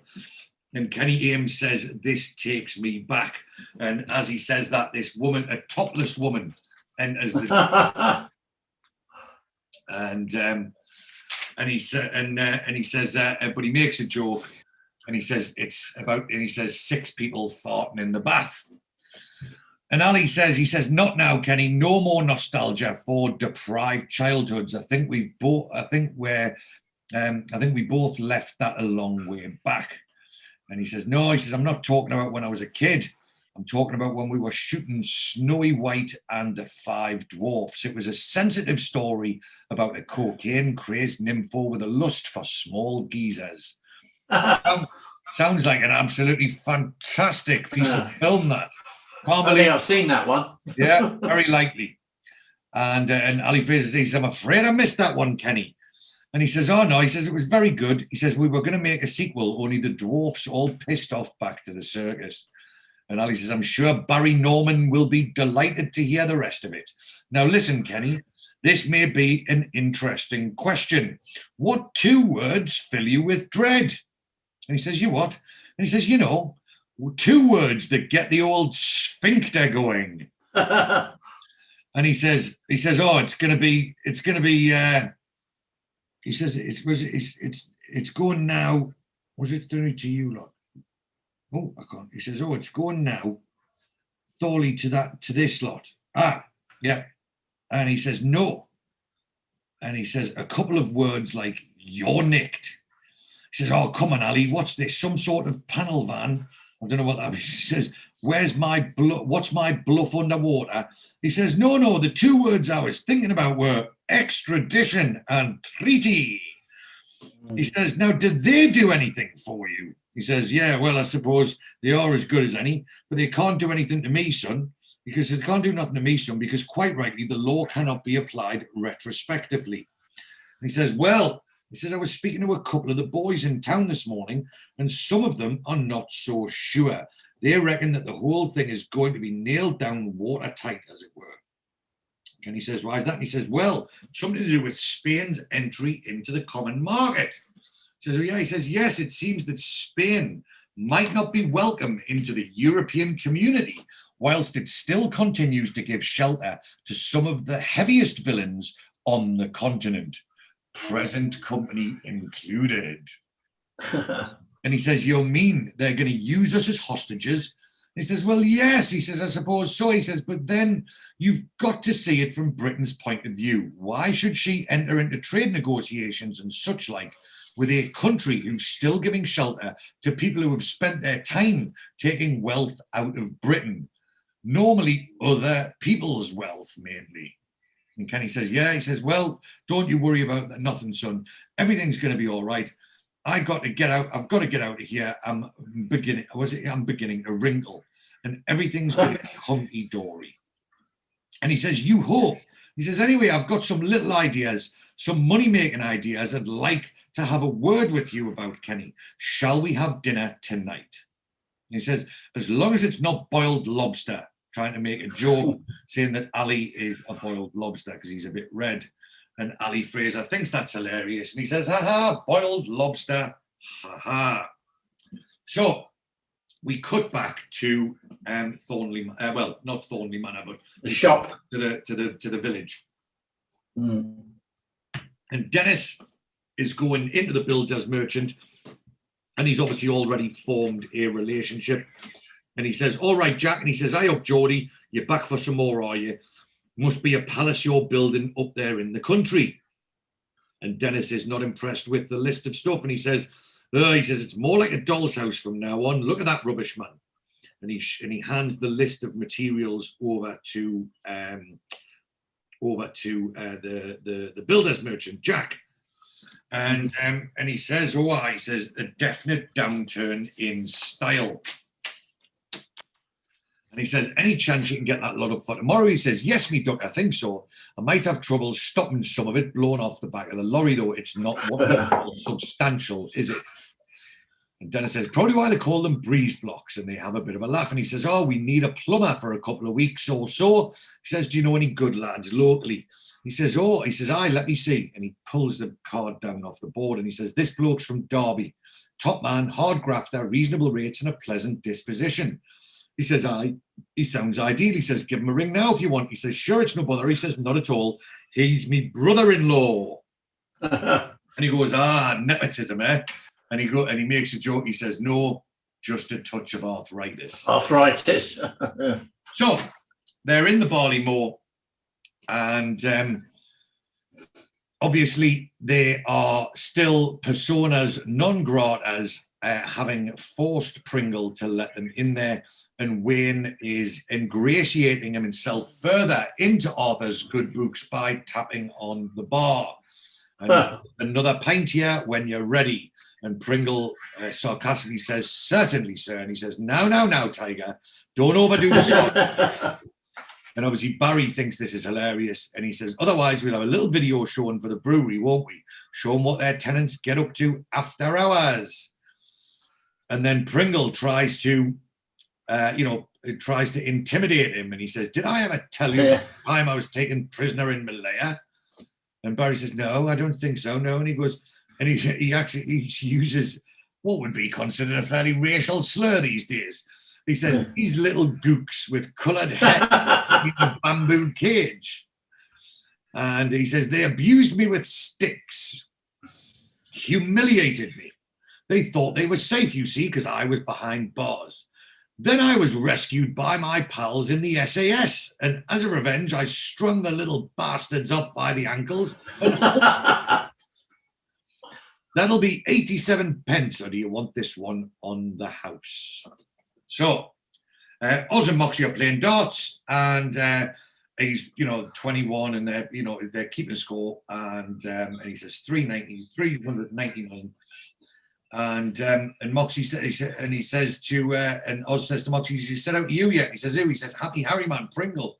He says, no, nothing. Mind you, I'm not exactly looking for conversation. And he says, I'm just waiting for one word out of line, me. I'll pin his ears to the bloody dartboard with this. Oz is spoiling for a row with Pringle. And Bomber says, there's still a bit of an atmosphere in here, isn't there? I mean, what do you expect? And he says, reminds me of a funeral parlour. Neville says, reminds me of a funeral parlour, Bomber. And Dennis says, oh, come on, Neville. You were mourning when we were banned from here. Now you're mourning because we're back.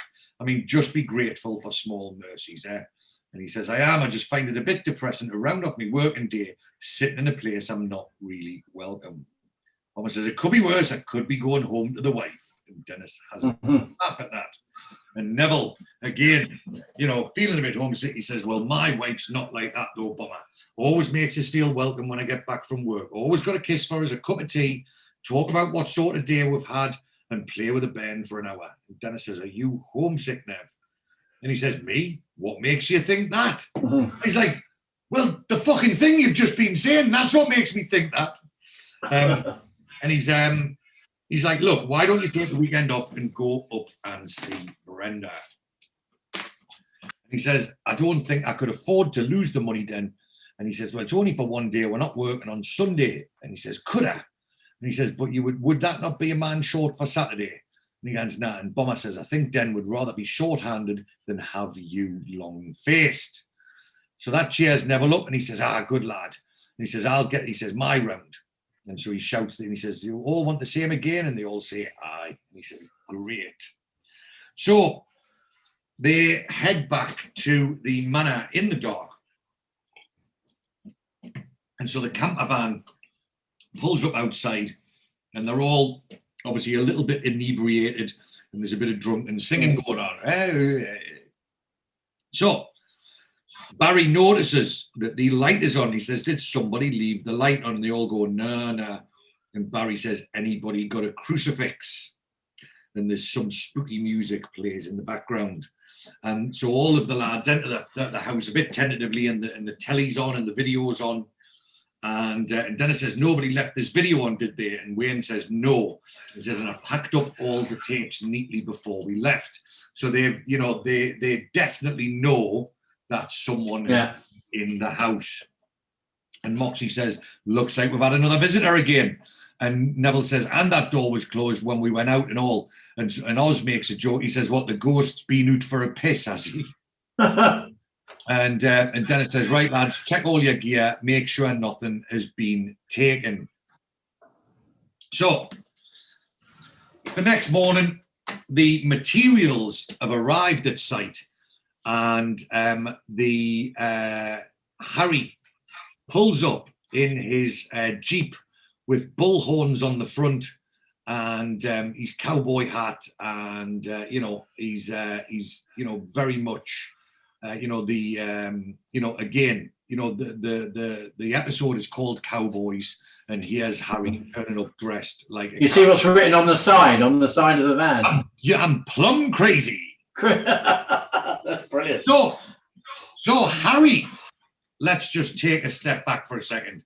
So the plumber, Harry Blackburn, is played by Kevin Lloyd. So Kevin Lloyd, Posh Lions.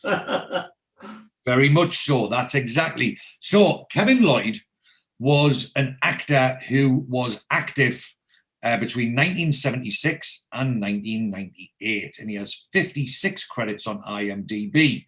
And he started back in the day with things like Z-Cars, Blake 7, Shine on Harvey Moon, Bergerac, Coronation Street, Minder, Juliet Bravo. He was also in an episode of Dempsey and Makepeace. I used to fucking love a bit of Dempsey and Makepeace, mate. Yeah, that's still on now. They repeat it. Yeah. Oh, is it?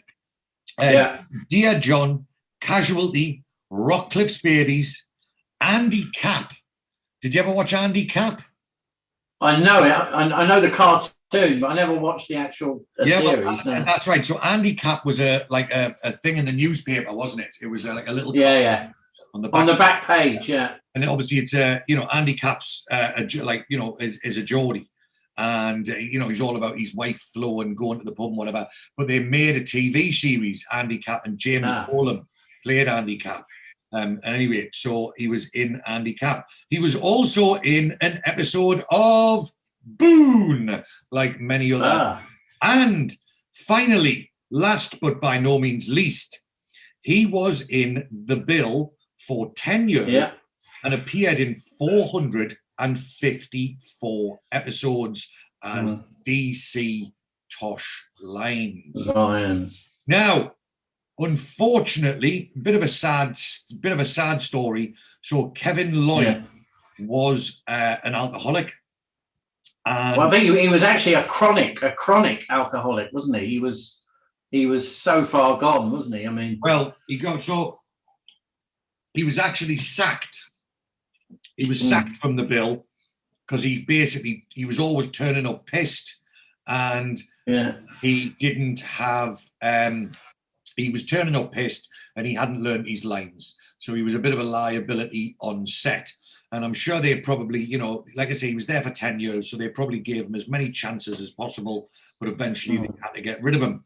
And what happened? I did read at the time because they cremated him, but when they cremated him, they actually put his because he used to wear a Mac all the time on the bill, so they put the Mac into the coffin when they cremated him, so he died with his Mac. Died with his Mac on.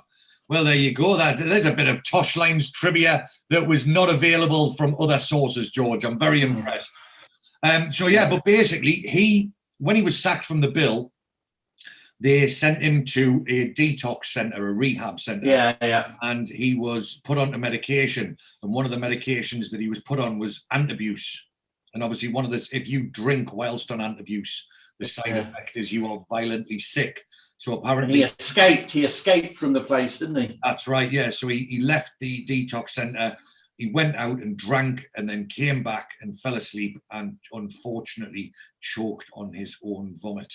So his wife tried to sue the rehab center for saying that they had neglected him. But it was lack of care. Yeah, it was never proven. So, but yes, so like I say, Kevin Lloyd, Tosh Lines, rest in peace. He was he was fantastic in this. He was fantastic in the bill, and he was a good actor. And like I say, unfortunately, he passed away far too young. So, his Jeep approaches with the cowboy adornments, and he gets out and he says, "Howdy, is there a Dennis Patterson around?" And Dennis says, "Are you the plumber?" And he says, "Well, that's what it says there, yeah." And he says, "Oh, I am Dennis." He says, "Oh, yeah." And he gets out the car. He says, "Harry Blackburn." He says, "I've got all the gear in the back." And he says, "A special discount because it's the brother-in-law, like, And Dennis says, "Well, every little helps." Like, he says, "Right, where do you want to start then?" And he says, "Well, you don't mind giving us a hand with this stuff, do you? A bit of labouring?" He says, "Not me, Dennis, always happy to muck in." He says, "Good lad. Well, I'll tell you what, we'll have a break in a minute and I'll introduce you to the lads." And he says, "Aye." And so they all start carrying the materials in. And Moxie says, "It's definitely cowboy material." Another reference to Cowboys. And he says, "Definitely cowboy material, all this." And Bomber nods. He says, "It'd be better off using Lego."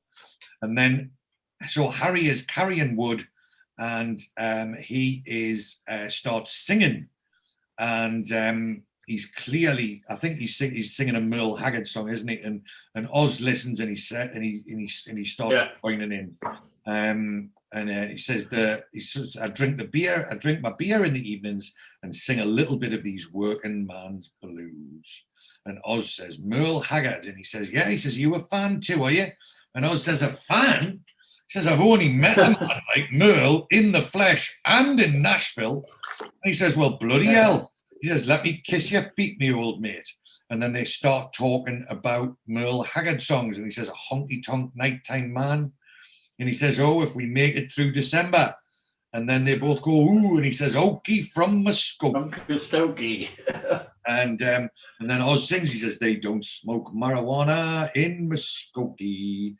And Dennis is like, what's the hold up down there? And Oz says, "No, that's not one of Merle's." Dennis says, "Sounds more like Johnny Cash."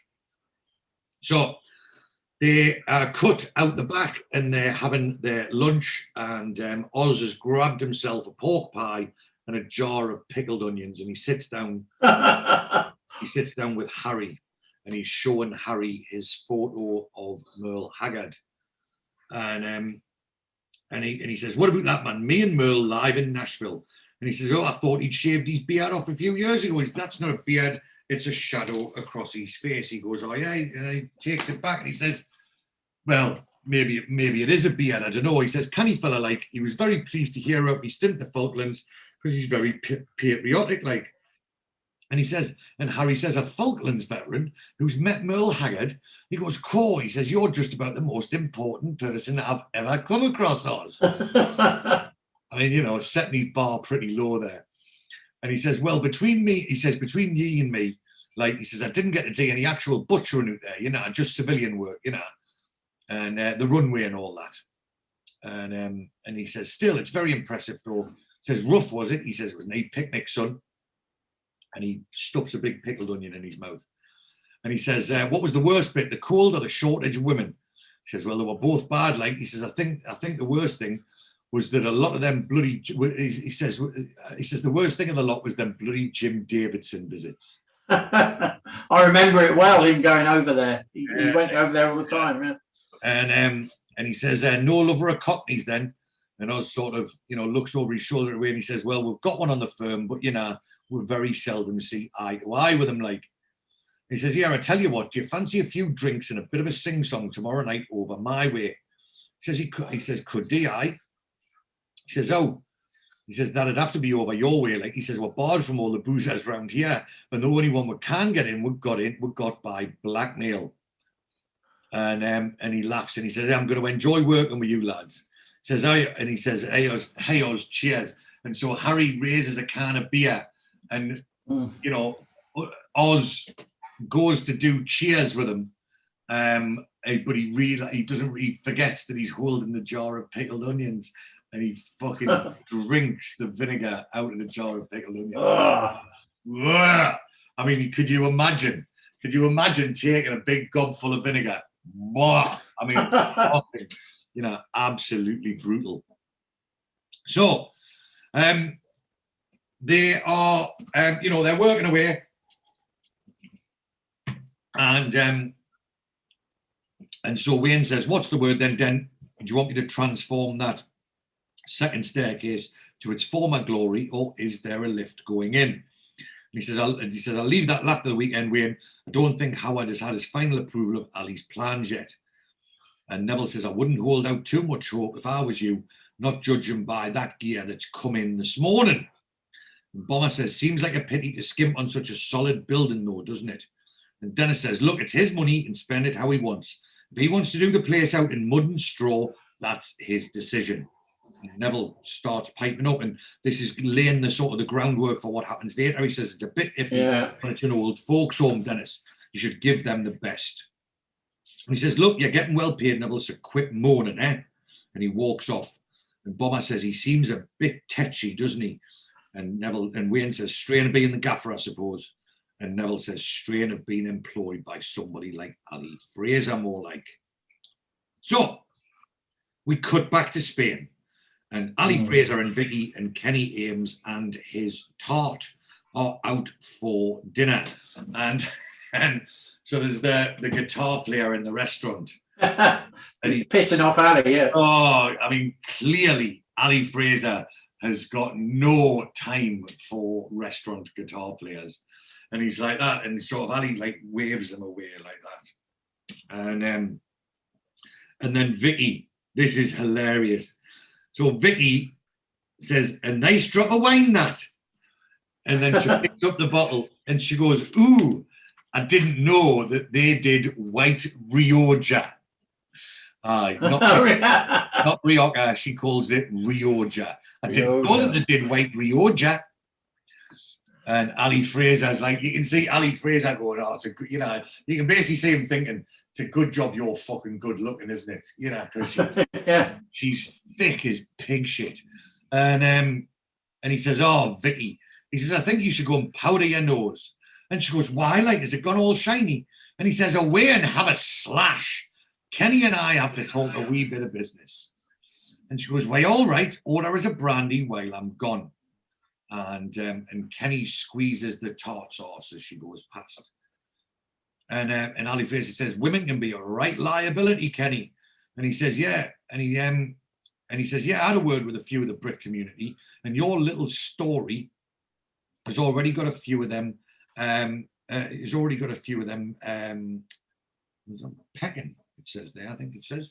And he says, well, they still have a wide choice of countries that don't have extradition treaties with Great Britain. You know, you've got Afghanistan, you've got Costa Rica, and he says you've got Kampuchea. I don't even know where that is. You've got Nicaragua. That's near Vietnam, yeah. Oh, is it? And he says you've got Nicaragua and Libya. And Kenny says, I can't see myself playing golf with Gaddafi.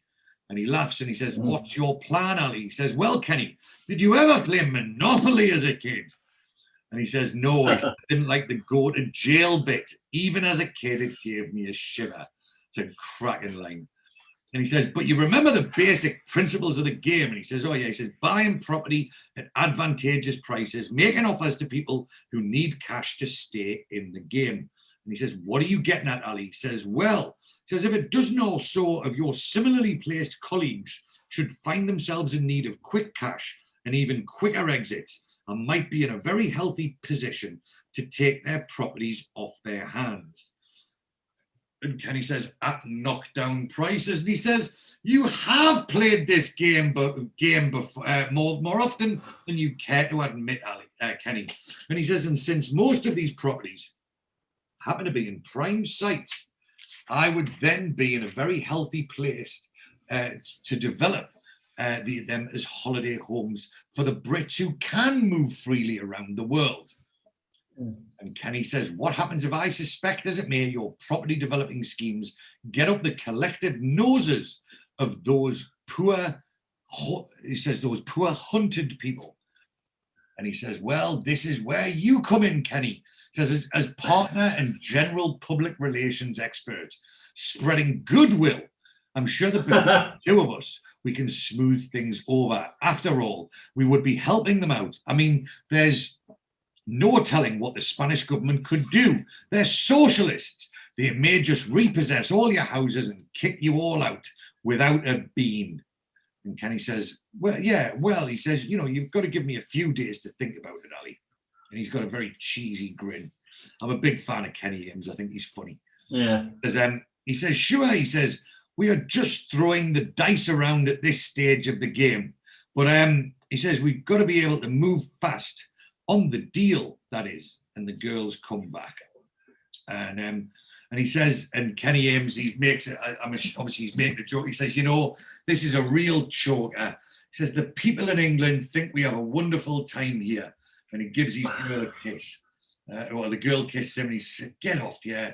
And he's sitting there, you know, so he's sitting there, beautiful woman by his side, beautiful restaurant, sipping nice alcoholic drinks, you know, just having had a nice meal. And he goes, it's a real prison, this is, you know. So they cut back to Thornley Manor, and Oz is with Bomber there, and he says, oh, he says, bloody murder this, you know. He says, working on a Saturday. He says, I should be at the match. And Bomber makes a joke. He says, it's better to be laying bricks than throwing them, Oz. And Oz obviously finds that quite funny, because this was back in the day when football hooliganism was quite rife. Popular. A popular pastime of young men on a Saturday. Yeah. And he says, besides, and Bomber says, besides, you'll enjoy your Saturday night out much better after a hard day's graft. And he says, that's right enough. Like, he says, I could deal with getting blood at the neat. He says, oh, listen, do you fancy a trip out to this boozer at Harry's? They've got a country turns on a Saturday night, by all accounts, you know, a bit of twanging. Do you fancy it? And Bomber says, I'm more of a West Country music fan myself.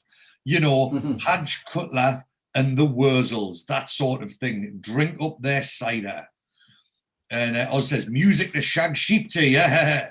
He says, I'll get you into Merle if it kills us before the end of this job. He says, Barry, do you fancy it? You know, what I was just saying to Bomber, we're going to go over to this boozer at Harry's the Neat and have a bit of a country twang. Are you up for it? To be a bit Toby across. And he says, yeah, I don't mind if I do, actually. He says, right, he says, don't think I could take another night here watching Wayne's video nasties. It's bad enough having the ghost around. But the way he says ghost, he's like, it's bad enough having the ghost around.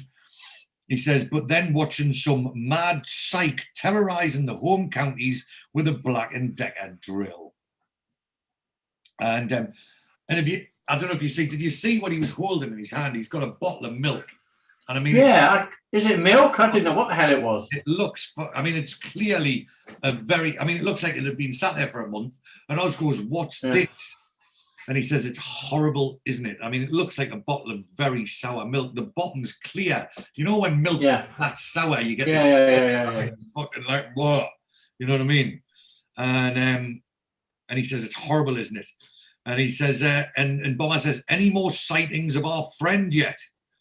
And Biley says, he says, well, Moxie thought we heard a few strange gurglings in the night. Mind you, after 10 pints down the barley moor, it's hardly surprising, isn't it?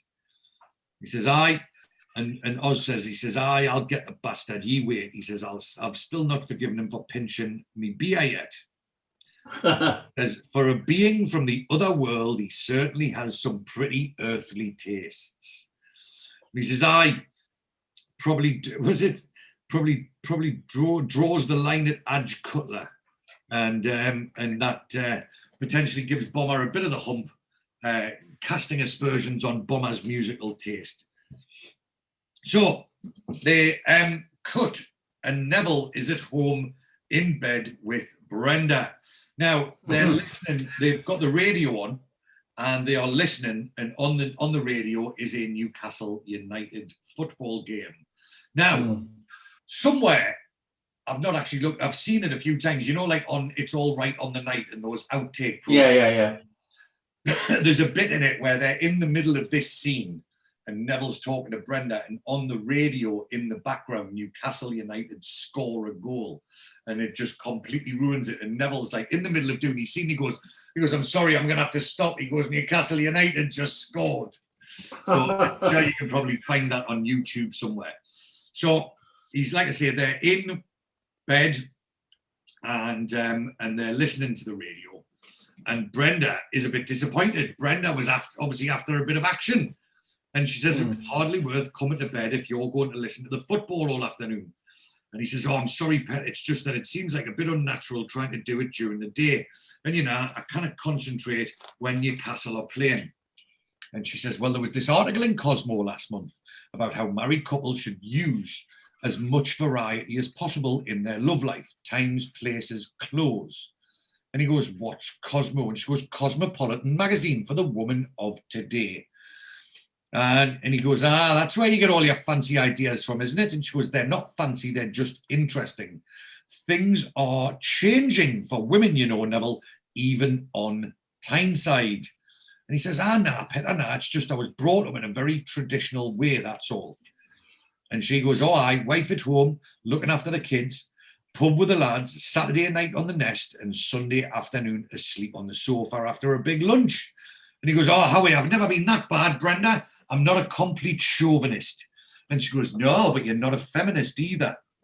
And he goes, look, if it will make you happy, you go to the pub tomorrow dinner time and I'll make the Sunday dinner for you and Norma, okay? So obviously they've invited Norma round. And she goes, well, you're going to have to, because I'm doing a couple of hours at the hospital tomorrow morning. And he goes, some weekend off. And then he obviously sees that he's upset. He goes, sorry, Pet. He goes, I'd be pleased to do it. I'll give Debbie some cookery lessons. And so it's half time, and he turns the radio off. And he says, I seem to have 10 minutes free. And he goes, hey, listen, about them clothes you can wear to make things more passionate. And she goes, what about them? And he goes, well, how would you feel about wearing some? And she goes, it depends what they are. There's a fine line between eroticism and kinkiness, Level. What did you have in mind? And he looks at her and he goes, a black and white striped football shirt. So yes, I could very much see Brenda in a Newcastle United shirt. That would be a very, very attractive proposition. However, Brenda doesn't appreciate the joke and begins to beat him with the pillow. So we cut back and we are, from the outside, it says country pub. And it means country and western rather than pub in the countryside. So this pub is actually a real pub, and it is the Manners Arms in Grantham. And so they obviously enter the pub, and it is all filled with cowboys, and they're doing a quick draw competition with a light bulb and all kinds of carry on. So they walk in, and Harry sees them, and he says, "Howdy, partners." And Oz says, "Sorry, we were a bit late. We were held up by Comanches on the A14. And Harry says, "Come in, I've got us a table by the stage." And they all sit down and get themselves a beer. Now, in the band, the lead singer of the band on the stage is a chap by the name of Tony McCannany. Now, Toby McCannany is a musician, and he was involved in writing the music for several different TV shows and films, but he was also in Spender. So there's in Spender, he plays a chap with, I think it's MS, who runs the guitar shop that Spender frequents. So he's got quite a decent part in Spender. So he's obviously a good friend of Jimmy Nails. And so they sit down, and Harry says, "Not bad, are they?" Talking about the band. And he says, "What?" He says, "Hey," he says, "I've heard a lot worse." And he says, "You come," and Dennis says, "You come here all the time." Harry says, "Oh yeah, every Saturday. We have a bit of a hoedown, few beers, and then crash into dry stone walls on the way home." And Moxie says, "Oh, aye, the original headbangers." And then we see the girl. That's all she comes up as in the titles, the girl. So the girl is played by none other than Gina McKee, who goes on to be very, very famous. So she was, this was one of her very first acting roles. And she looked gorgeous as well when she was younger, didn't she? Very, very gorgeous. Absolutely. So yeah, very, very pretty, very, very pretty girl. And she was originally born in Sunderland and is a Sunderland supporter, but we won't hold that against her. Well, we may do a little bit, and she was brought up in Peterlee in County Durham, and she has 96 credits on her IMDb. So obviously, as well as Auf Wiedersehen Pet, she was in an episode of Inspector Morse. She was also in Rockcliffe's Babies, like Kevin Lloyd. She did a few episodes of The Larry Henry Show, Drop the Dead Donkey, Minder, Casualty, or Friends in the North. She was in the film Notting Hill, very famous. She was in an episode of Lewis, and was one of the, I think she's the only person, like apart from obviously Kevin Whately, to appear in both Inspector Morse and in Lewis. That's what it said. She was in Vera. She also had a very, very big part in Line of Duty, in the first series of Line of Duty. Was an absolute fantastic. And she got brutally murdered. Spoiler alert, if you haven't seen Line of Duty. She was also... No, they should have seen it by now. Yeah, definitely. She was also in Heaven. Heaven's a fantastic comedy program about a family that live in Heaven, which, for those of you that don't know, is a small, is an area on the south side of the Tyne, near sort of in between Gateshead and South Shields. And she was also in The Bodyguard, which was again a major TV role recently. So yes, Gina McKee, the girl. And like you say, she's looking like a very pretty young lady. And and Barry says, so they're back to talking about the band, and Barry says, "Not so much heavy metal, is it? It's more thick grass. I should think prolonged exposure to it would cause you to grow udders." I don't know why he's sort of taking the piss a bit, Barry, to be honest with you. And Wayne says, "Right, I'm off on the pull. Anybody got a lasso?" And Oz says, "Right, I'm going to go and get some more beers." So Wayne approaches the girl, and he says, "Glenda Campbell, ain't it? The rhinestone cowgirl." And she says, "Do what?" He says, It was just a joke, you know. My name's Wayne, after John, of course. And she's not paying attention. She goes, you what?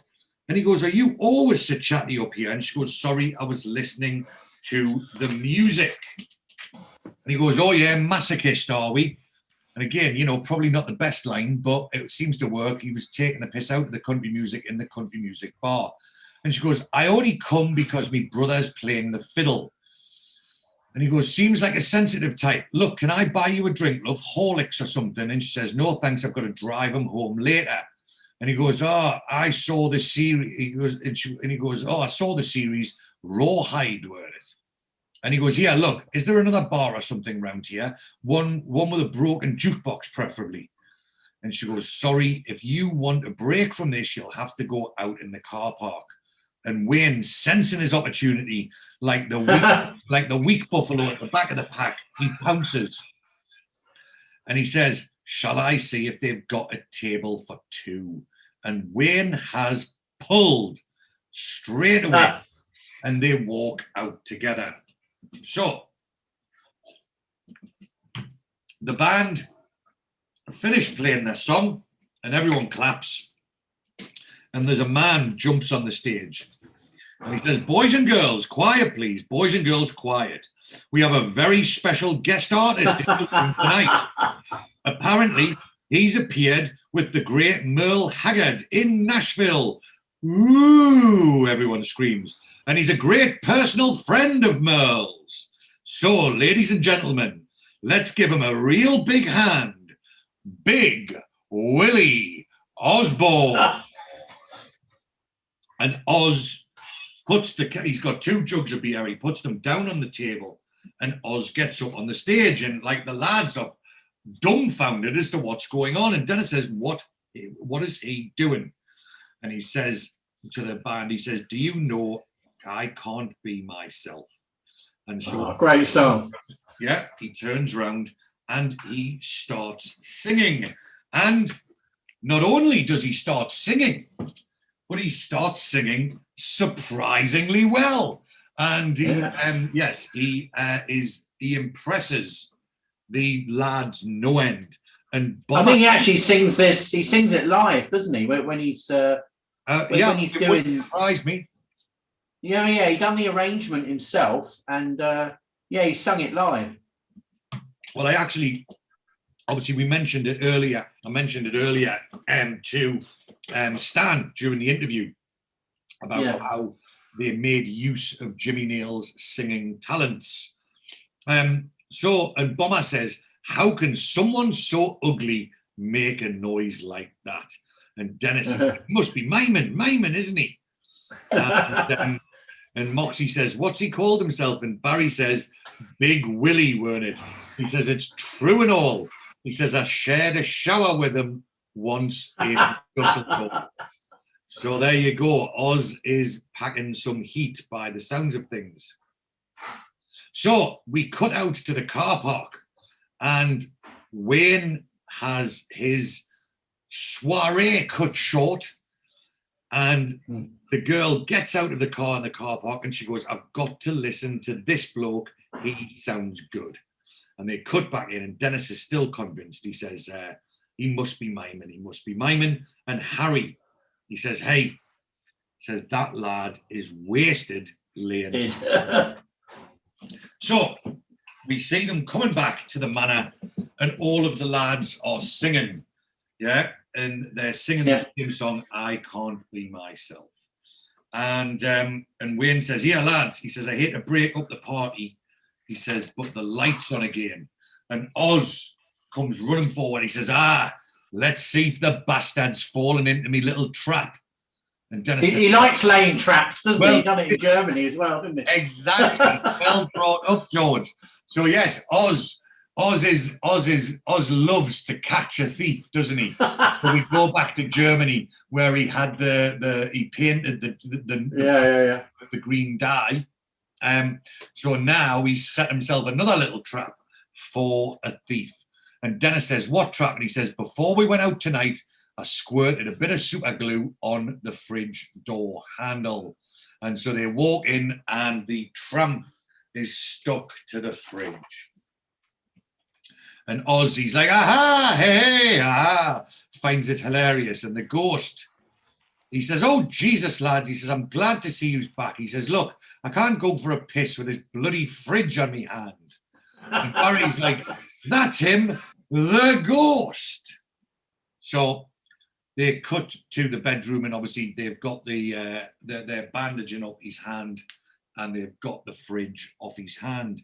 And he says, you're taking this awful well. He says, I'm getting much better than I deserve. And Oz says, you can say that again, McGurk. I don't know what that's in reference to, McGurk, you know. And he says, if we hadn't have had that solvent in the house, you would have had to spend the rest of your life walking around with a fridge door stuck to your mitt. And Dennis asks him, where you been hiding exactly? He says, well, he says, you see, there's a little cupboard up on the third floor, and I just kept down in there when you were around or awake. And Bomber says, so while we were out or asleep, you come out to play. And he says, look, I didn't mean any harm, lads. Honest, I've stopped here a few times on my travels, and when I saw you, he says, when I saw you lay in here, we saw you lot in here on the floor, I just thought you were dossing down as well. And Moxie goes, oh, charming. And Dennis says, well, he's not far wrong, really. Now, at this moment, Dennis also does still sound a bit pissed again. Dennis's, his alcohol problem is still clearly a bit relevant there. And he says, so the ghost says, he says, you're not going to throw me out tonight, are you? And he said, and Dennis says, no. He says, there's a sleeping bag there, a spare one. He says, you can have that. Now, I'm assuming that's Neville's sleep bag. And he says, thanks. He goes, you can keep down there, all right. He says, but you better have a bath first. I mean, if I was Neville and they'd let the fucking homeless tramp sleep in me sleeping bag, I'd be a bit disappointed. I'd be a bit upset. And he says, you'll have to go on your way tomorrow. He says, because we've got work to do. And he says, that's fair enough. He says, tell me what are you doing to this house exactly? And Barry says, we're turning it into an old folks home, actually. And he says, I can stop off here again. And Dennis says, it'll cost you £50 a night by then, man. And he goes, sod that for a game of soldiers. And it's quite funny. So Barry's got a stick and he's making a bit of toast. And he pulls the toast out like that. And the tramp just grabs it off the thing and he goes, oh, thanks very much. He goes, oh, Tam. And obviously Barry had no intention of giving the ghost, the tramp, his toast. So we cut back to Neville's at home and he's cooking the Sunday dinner and he's talking to Debbie, his daughter in the high chair. And he says, are you tired, pet? He says, aye, so ma. He says, what do you reckon? 3 spoons or 4? Now, this is actually Kevin Whately's real daughter. So it's quite probably a normal interaction. And she says, I want to go to bed. And he says, I wish I could and all. And he cracks an egg into the flour and the shell goes in. I mean, he does a very bad job of cracking an egg. And he goes, he says, I wish your mum was here. Fancy going to work on a Sunday morning. He says, I didn't want you doing that, Debs. Not that there'll be any work for you by the time that you grow up.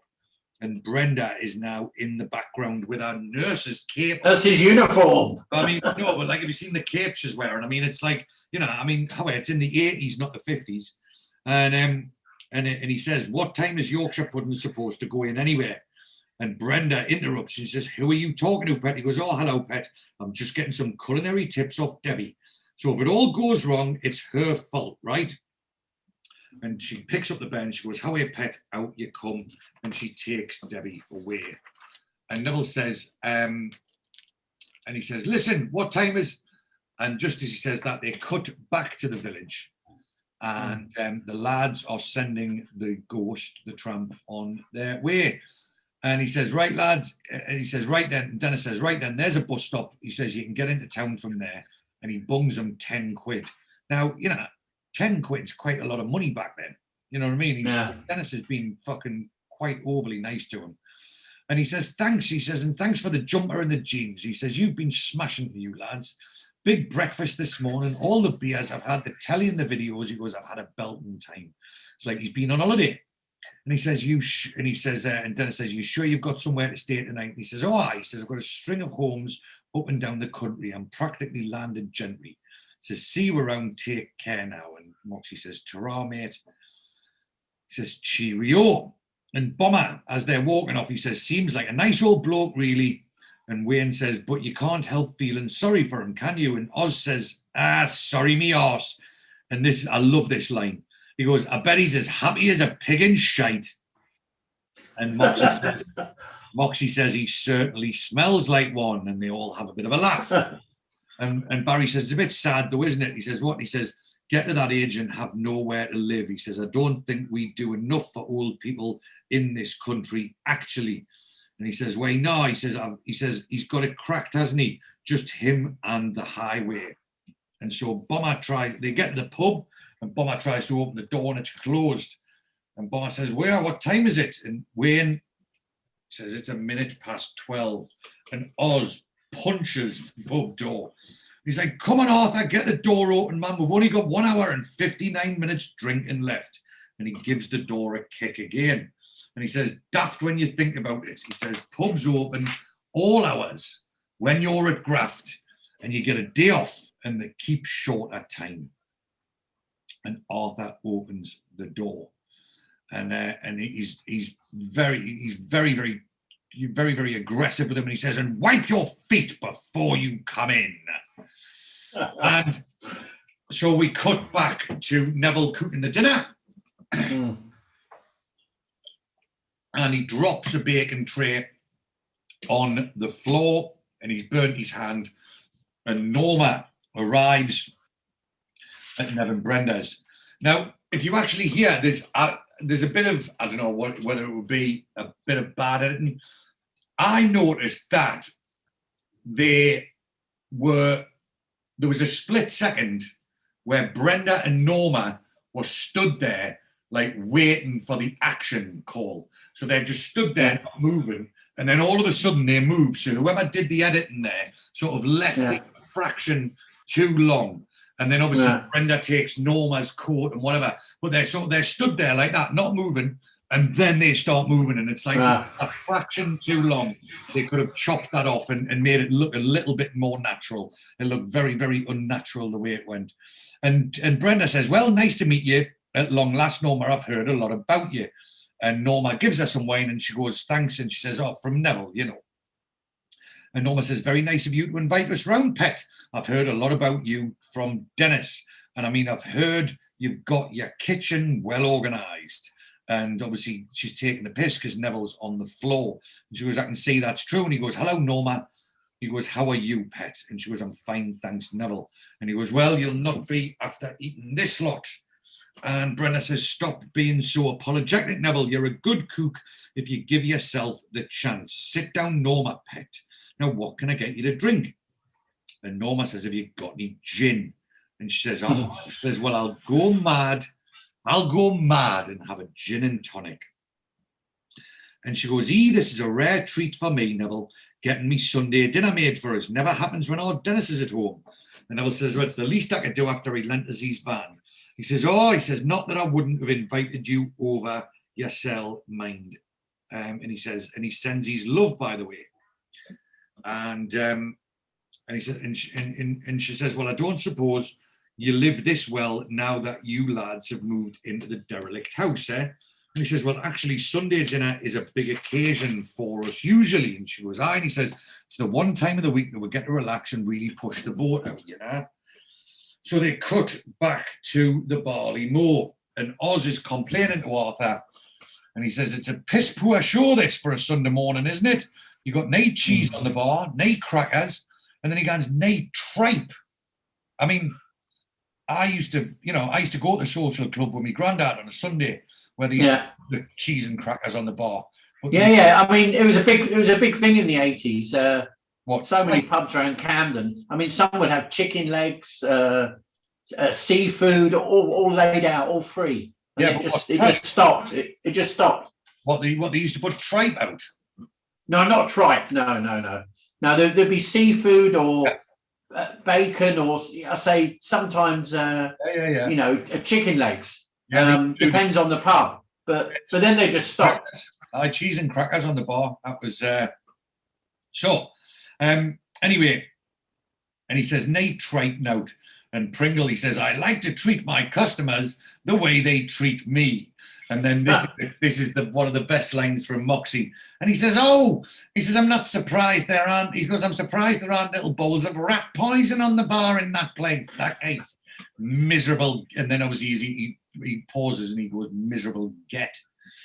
And I love that line. And Bomber and Barry are reading the papers, and Barry brings it up, and he says, look, this is interesting. Look, very interesting. And Oz says, hey, whatever it is, Barry, life's too short. He goes, no, listen. He goes, look, the Sunday people have been doing an investigation into the scandal of unregistered old people's homes. Apparently, they are springing up all over the place without anything bar the basic facilities, and they are cashing in on all of the social security benefits. And Dennis obviously, can see where this is going. He says, can we not just have a quiet pint there, Barry? And Barry says, well, I hope this is not going to apply to our place, mate. And Oz says, well, you better ask Dennis about that, hadn't you? Because he's the one that knows what Ali Fraser's up to.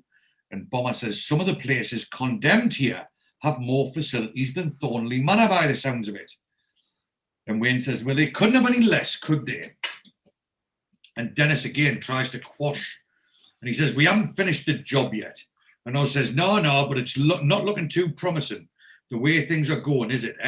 He says, I mean, is he going to finish? Is he going to put a proper fire escape in? Because that's regulation. And what about central heating system, And Dennis just says, I don't know. And he says, don't know. He says, don't bloody care. More like, I think. And he goes, look, Oz, because if I remember rightly, you weren't too wild about some of the quality that went into them flats were built in Germany, but that didn't stop you finishing the job. And he goes, yes. He goes, but that was different, wasn't it, man? He goes, that was for Germans. This is that was for British people and old age British people and all. I mean, I wouldn't be able to get to sleep at night if I thought I was creating slum conditions for some poor old grandma to live in. Supposed to have left all that behind in the 50s, weren't we? And Wayne says, yeah, come on, Den. Is this a cowboy job or not? So more references to cowboys. He says, I mean, there's pride involved in this, ain't there? And Dennis just says, look, I've dealt with Ali Fraser. I've dealt with Fraser since the start on this. And as far as I'm concerned, the job is above board. Your precious pride will not be abused. And Oz says, no, man. He says, it's okay, man. We've seen all the crap materials arriving on the job the last few days, haven't we? Couldn't build a bloody garden shed out of most of that lot. And Dennis is persistent. He says, the job's sound. And he says, aye, so ye say. And he goes, aye, I do say it, and I'm the gaffer. And Oz says, Ali Fraser's the gaffer, man. And the way things are looking, and again, here we've got a classic line here. And he goes, the way things look, and all he's got to do is fart, and you'll crawl out and have a crap. I mean, that's just like fucking, that means absolutely nothing, but it means absolutely everything. He goes, all he's got to do is fart, and you'll crawl out and have a crap. And Dennis, unfortunately, Dennis can't argue, he sees that, there's a very, very valid point there. So he's looking pretty hurt, but, he like I say, he can't argue back. So they cut to Neville's, and Neville's apologised, and he says, sorry about the Yorkshire puddings, folks. And Brenda says, don't worry, Pet, I can't always get it to rise myself. And Norman says, it tasted all right, Neville, just a bit flat, that's all. Maybe you should have called it Lincolnshire pudding. And they have a bit of a laugh. And Brenda says, I'll make some coffee. And Neville says, here you go. And he pours the rest of the wine out. And she's and she says, thank you. And he says, I'm really glad that you invited me round, Neville, because I wanted to have a word with you about our Dennis. And he goes, oh, what about Dennis? And she goes, well, do you really think there's anything bothering him at the moment? And he says, no. He says, I don't think so.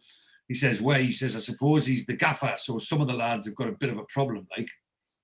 And she goes, I wasn't talking about work. And he goes, well, I don't think he would tell me if it was anything else, Norma. Quite honestly, what's up like? And Brenda says, is there something wrong? Now here, this is a classic line. So she's like 2 seconds ago, she goes, I wanted to come round and have a word with you. And now she goes, well, I didn't really want to bring it up. Like, no, that's why you've come. That's clearly why you've come. And she goes, well, I didn't really want, that's a proper nosy Geordie bird fucking thing. Well, I don't want to talk about it, but, and then just talking about exactly what she says she doesn't want to talk about it. She goes, well, I don't really, she goes, I don't really want to bring it up. But the thing is, I'm very worried about him. I bumped into this woman, Audie Charles, a couple of weeks ago. You might know her. Hello, Audrey Charles. And she goes, oh, I mouth of the time. That's a proper Geordie saying about someone who gossips. The mouth of the time. She goes, oh, I mouth of the time. And she says, well, she's heard that our Dennis owed Ali Fraser a load of money, and that's why he was working for him. And Brenda says, oh, Pet, I'm sure it's not true. And she says, what do you think, Neville? Could it be true? Neville says, well, he's not said anything to me about it, but I suppose it's possible. And Norma says, every time I raise the issue with him, he just clams up. He'll not tell me anything. And Brenda says, mind you, I don't mean to be personal, Norma. But again, she goes, I don't mean to be personal, Norma, and then says something really personal. She goes, I must admit, I was a bit surprised when I found out Dennis was working for Ali Fraser. I mean, he's got something of a reputation of being a... And then the sentence trails off, and she goes, yeah, she goes, you don't need a bit about the bush, Brenda. We all know he's a crook. And I mean, how would you feel if one of your relatives was working for a crook? You would bound to be worried, weren't you? And then she doesn't realise she's put her foot in it. And Nev says, well, I am working for him in a way. And Norma realises, and she goes, look, I'm sorry to bring this up. Probably a simple explanation. Talk about it some other time. And Neville says, well, look, if it's any help, Norma, I'll have a word with him when I get back tonight. She goes, would you, Neville? I would appreciate it. Thanks. And then the phone rings. So Brenda stands up to answer the phone, and Norma makes a joke saying that's probably Interpol now. And Brenda says, hello? She goes, oh, hello, Ali. And Neville thinks it's obviously Ali Fraser, and he's fucking got the rage. He's like, what's he doing ringing here? And she goes, Neville, it's Ali, my squash partner. He's an Egyptian doctor. So this will be Ali spelled A-L-I, not A-L-L-Y, like Ali Fraser. Yeah. And Neville's a bit taken aback. He's like, Egyptian? So Neville returns to Thornley Manor. So it's Sunday night, and he comes back in the house and he says, all right, lads. And Bomber's like, all right, Neville, nice weekend. He says, I'm not bad, thanks, ate too much, of course. And Oz says, can it whack the wife's cooking it? And he says, I'll see it. And obviously, you know, he's not telling everyone that he was made to cook the Sunday dinner while she went out to work. And he says, is Dennis about? And he says, he's upstairs sulking in the office. And he says, sulk? And he says, well, had a gun at him this afternoon in the bar, you know, about this job and Ali Fraser and that. Didn't seem to take it at all well, like. And Neville says, anyone fancy a cup of tea? And he says, everybody fine. So he goes up to the office, and Dennis is sat there going over paperwork, and Neville brings him a cup, and he says, hello. And he says, hello, Nev. Did you have a good time? He says, not bad. Nice dinner with your Norma today. He goes, she's all right. And he goes, well, no, she's not all right. And he says, why? And he says, what's the matter? And he says, she's worried about you and Ali Fraser. And he goes, well, I'm hardly having an affair with Ali Fraser, if that's what you think. He says, no, but you're more than just an employee, aren't you? And he goes, what are you getting at, Nev? And he goes, you owe him money. And Dennis straight, he goes, is that Audie Charles been jangling it again? Look, there's nothing in it, Neville, man. And he goes, isn't there not? He goes, it would explain a lot of things, Dennis. And he goes, like what? He goes, you bodging this conversion for a start. It's not like you put up with shoddy work, then no, unless that's what Fraser wants from you. And he says, Neville, in case you hadn't noticed, the construction industry in this country is knackered. And we can't be too choosy about the work we do anymore. It might be the last we're going to get. Look, if I can keep my head above water and feed my kids by skimping on a conversion for Ali Fraser, I'm going to do that, man. So would you. And Neville's not taking the bullshit. He's just, Neville knows, he says, you must owe him an awful lot of money to talk like that, Dennis. And he goes, and he just straight up asks him, he goes, how much? And obviously Dennis has now realised he can't lie anymore. Yeah. Just says £6,000 at the last count, and that's not including the interest, like. And Neville says, which knowing Ali Fraser will be about 50%. He says, why then, for God's sake? And he says, you wouldn't understand, Neville, man. He says, look, you've got a happy marriage and I've never had one. I mean, you know what it was like for me when I came back from Germany, what with Dagmar, and he says, and for a while I tried to make things better by throwing money around. I was wrong, wasn't I? But by the time I realised I was wrong, it was too late. And I'm in a hole now with Ali Fraser looking down on me. And he says, well, why didn't you tell us we're your mates? And he says, it doesn't concern you, Neville, not directly anyway. And he says, it does. If we're having to compromise ourselves as well, it does. And he says, Neville, man, it's just a piddling little 4-week job. He says, if I bring it in on time into Fraser's meagre budget, I'm in the clear. And if I don't, well, he says, I might just end up in the Tyne with a pocket full of bricks. So, obviously, Dennis is under the cosh, the threat from Ali Fraser. So anyway, the next morning, Howard Radcliffe arrived, and again, just being the prick that he is. He's like, morning, Dennis, and he goes, how do? And so he goes, there's been another slight change to the plan, the kitchens this time. And he says, don't tell me, they only have to be big enough to fit one microwave oven. He goes, close. He says, well, let's go and see how far your lads have got, shall we? So they walk out the back and they're all sitting doing now. And he goes, morning, fellas, it's a bit early for a tea break, isn't it? And he goes, aye, how are you, lads? Shape up a bit. And Oz puts it on him. He goes, if you took them stupid glasses off, hedgehog, calls him a hedgehog. And he goes, you had a look around, you'd see there's neat teacups lying around. He goes, that's because it's not a tea break, it's a strike. And he goes, a strike? He goes, and Bomber says, that's right, Sunbeam, a strike. And he goes, well, you'd better sort this out with your gaffer. He goes, no. And Neville says, no, you sort it out with yours.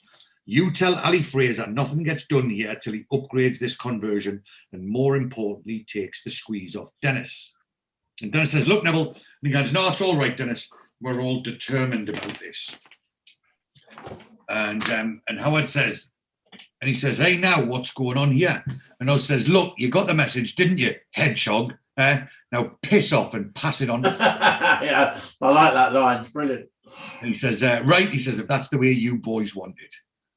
And Dennis is like, sits down and he's obviously, he's just thinking about what's going to happen now. He's like, obviously, he's trying to keep them plates spinning and they're basically just, they're going to upset Ali Fraser. And he goes, thanks a bunch. And he sits down. And Oz says, Nev told all about it, everything. He goes, so I gather. And Bomber just says, Dennis, it seemed like a choice between doing this job properly or being loyal to you. And he goes, so what happened? And he goes, well, I figured that we could do both. So they cut to Spain, and Vicky is sitting in the bikini, a lovely bikini, in the famous Vicky bikini. Oh, she don't half look good. So she's sitting there playing Monopoly with Ali, and Vicky says, right, I'll have Mayfair off you for 200. And you can see Ali Fraser's not happy. I mean, he's being beaten at Monopoly by some woman who's basically thick as pig shit, who the last time they were playing games was playing drafts with the chess pieces, you know what I mean? And so the phone rings, and he answers the phone. He goes, yes. He goes, oh, hello, Howard. He goes, yes, how are you? Problem? What do you mean problem? He goes, right, just leave that with me. He goes, I'll send a few of my industrial relations consultants to put the bastards out. And he flips the Monopoly board off the table, absolutely raging. And Vicky says, here, you're turning into a real bad loser, you. So we cut back to this is one of the most well-loved and famous scenes. Brilliant. Of the entire show. And so the lads are all sitting outside Thornley Manor, and the Ali's Jag pulls up with some goons, obviously being led by Big Baz. Big Baz. And obviously Harry the plumber is there and doesn't take a backward step. He's singing away, "Do not forsake me, oh my darling, on this our wedding day." And he stops singing, and he flicks his hat up and he sees the jag approaching. And he stands up and he says, "I think the boys from the brown stuff have just arrived." So obviously that's in relation to the famous boys from the black stuff. Yeah. Boys from the black stuff. And so he's made a play on words. And so Big Baz and the other heavies get out, and all the lads stand up, apart from Barry. Obviously Barry is not a fighter, and he said, "Did I ever tell anyone I was a Quaker?" And Big Baz says, "We've come to persuade you back to work." Now, Big Baz has already been weighed in by Oz once. Yeah. And so now Ali Fraser thinks he's going to send Big Baz down to put the frighteners on. Actually, when he said that line, he didn't seem too convinced himself. He seemed a bit. Well, it wasn't too menacing, was it? He sort of said it, but it didn't really I think he knew what might be coming. he didn't have the convictions that he usually may have done. And he says, "We've come to persuade you back to work." And Oz just goes, "Well, you just failed." And Wayne says, "I don't suppose we can reason with them, eh?" And Bomber just says, "I think it's too late for that now." And Barry puts his glasses on like the big coward that he is. And so Harry takes out a big monkey wrench, and he goes, that's what I call a monkey wrench. Obviously meaning that they're the big monkeys that he's about to be thrown at. And he goes, "Yeah," and he goes, "and I know how to use it and all." And he fucking slings the monkey wrench, and it smashes the windscreen of the Jag, and they all rush together for the fight. And Barry starts screaming, don't hit me, I'm a bleeder." So Oz there's a big ginger one. Oz cracks him. Bomber grabs Big Baz in a half Nelson and starts throwing him away. And anyway, so Moxie jump. He has a great line. Yeah, this is a fantastic line. And so Moxie jumps on the back of one of the goons and he shouts. He says, "Has anybody got a match?" He goes, "I'll set fire to this bastard." Anyway, so the goon actually turns around and gives Moxie a bit of a clip. And Harry is and then he even in the middle of the fight, Harry starts quoting a Merle Haggard song. He says, "Yeah, the fighting side of me, Oz. Remember that? It's one of Merle's best." And Oz takes a chair and smashes it over one of the fucking heavies' back and sparks him out. And Dennis is on another goon's back and he shouts to Neville, he goes, "Go on, hit him. And Neville starts weighing in and Neville's not backwards and coming forwards. And Barry faints like the big Jesse that he is. And anyway, so Bomber, he says to Big Baz, he says, "If you fight dirty, I can get angry." So Bomber's not even angry yet. And he grabs Big Baz by the beard. Yeah, gives him a good crack. And anyway, so Barry sort of, gets up and starts running off, and he's being chased by one of the goons. And Oz sees this happening, and he runs and he runs over the top of the Jag, and he jumps and he takes them down, and all three hit the floor. And Oz reaches up and he grabs the geezer, and he cracks him and knocks him out. And Oz is just about to put the boot in, and he stops and he sees Barry and he goes, "Do you want to?" He goes, "Go on." And like Barry feebly taps the goon. No, he's dipping his toe in some water. Yeah, he kicks him very gently and he goes, "There." And that's it. The episode is over. Yeah. So yeah, what a fantastic way to finish off the episode with the big fight scene. And like I say, we see Oz and Bomber really getting stuck in, and even the other lads, they all jump in and it's all good. So that, yeah, real fantastic scene to finish off with. And so the credits roll, and the Ali Fraser and Arthur Pringle get a credit. Harry Blackburn and Kenny Ames get a credit. Brenda, Norma, and Vicky get a credit. Howard Radcliffe, the Ghost, and Big Baz. The Girl, the Builders Merchant, and Debbie Hope. And then finally, the Country and Western Band. So, like I say, one of the most loved episodes from very good. Like I say, particularly finishing off, there's some cracking one-liners in there, and finishing off with the big fight scene. So absolutely loved it, and obviously, you know, they're teeing things up for the next episode. So they're I